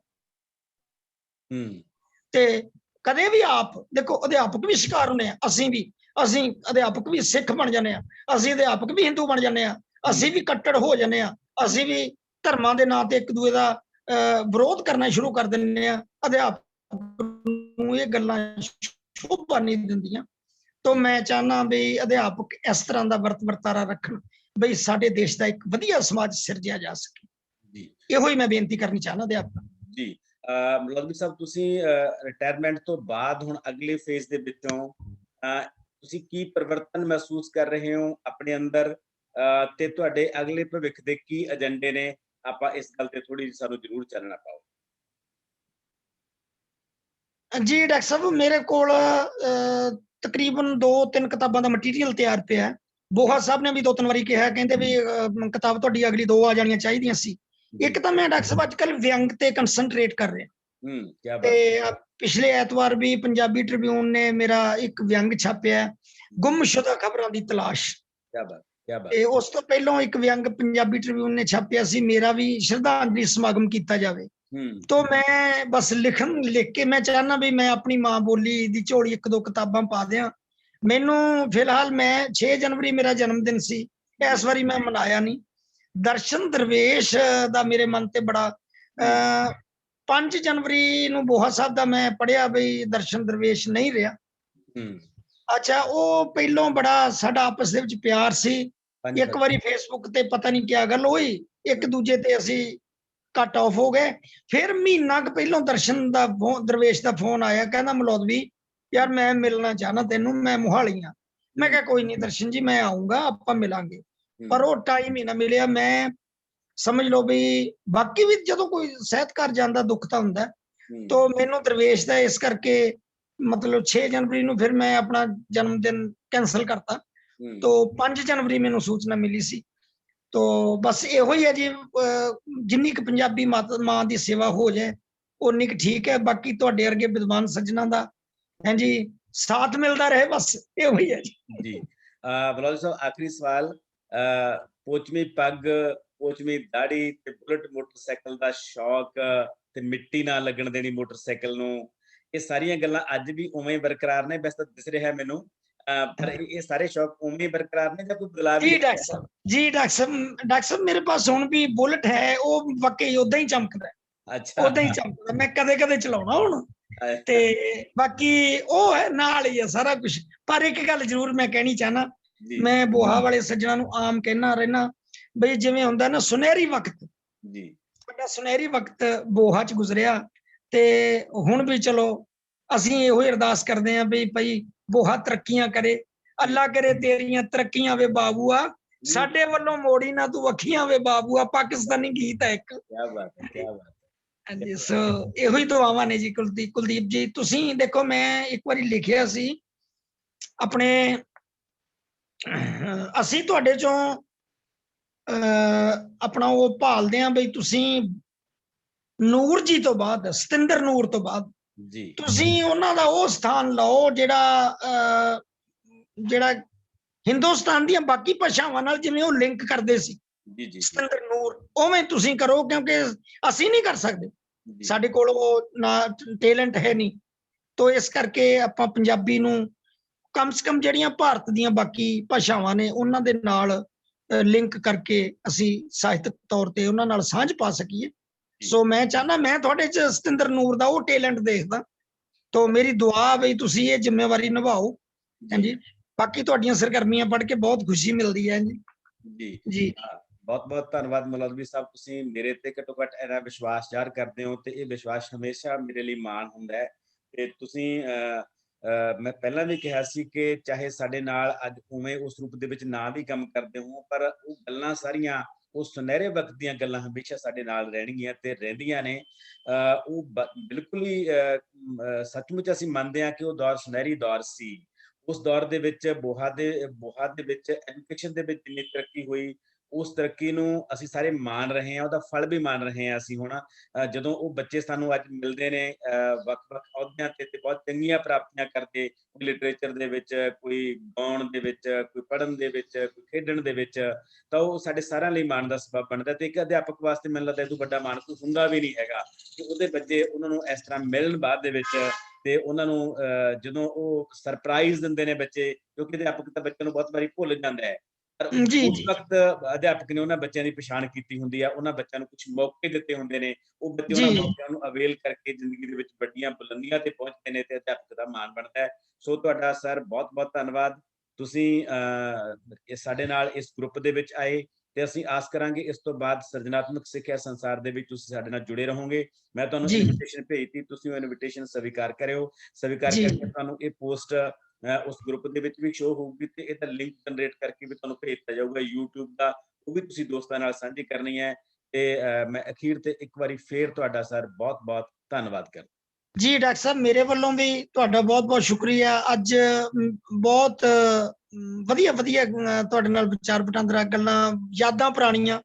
ਸੋ ਮੈਂ ਤੁਹਾਡਾ ਤੇ ਤੁਹਾਡੇ ਸਾਰੇ ਗਰੁੱਪ ਦਾ ਤੇ ਜਿਹੜੇ ਦੋਸਤ ਮਿੱਤਰ ਜਿਹੜੇ ਸੁਣ ਰਹੇ ਨੇ ਉਹਨਾਂ ਦਾ ਬਹੁਤ ਸ਼ੁਕਰਗੁਜ਼ਾਰ ਹਾਂ। ਤੋ ਗਲਤੀ ਹੋਈ ਹੋਵੇ ਕੋਈ, ਉਹਦੇ ਲਈ ਦਾਸ ਖਿਮਾ ਦਾ ਜਾਚਕ ਹੈ। ਸੋ ਬਹੁਤ ਬਹੁਤ ਸ਼ੁਕਰੀਆ ਡਾਕਟਰ ਸਾਹਿਬ, ਬਹੁਤ ਬਹੁਤ ਸ਼ੁਕਰੀਆ, ਥੈਂਕ ਯੂ ਜੀ, ਥੈਂਕ ਬਹੁਤ ਯੂ। ਬਹੁਤ ਸ਼ੁਕਰੀਆ। ਸਤਿ ਸ੍ਰੀ ਅਕਾਲ। ਸਤਿ ਸ਼੍ਰੀ ਅਕਾਲ। Thank you sir, thank you.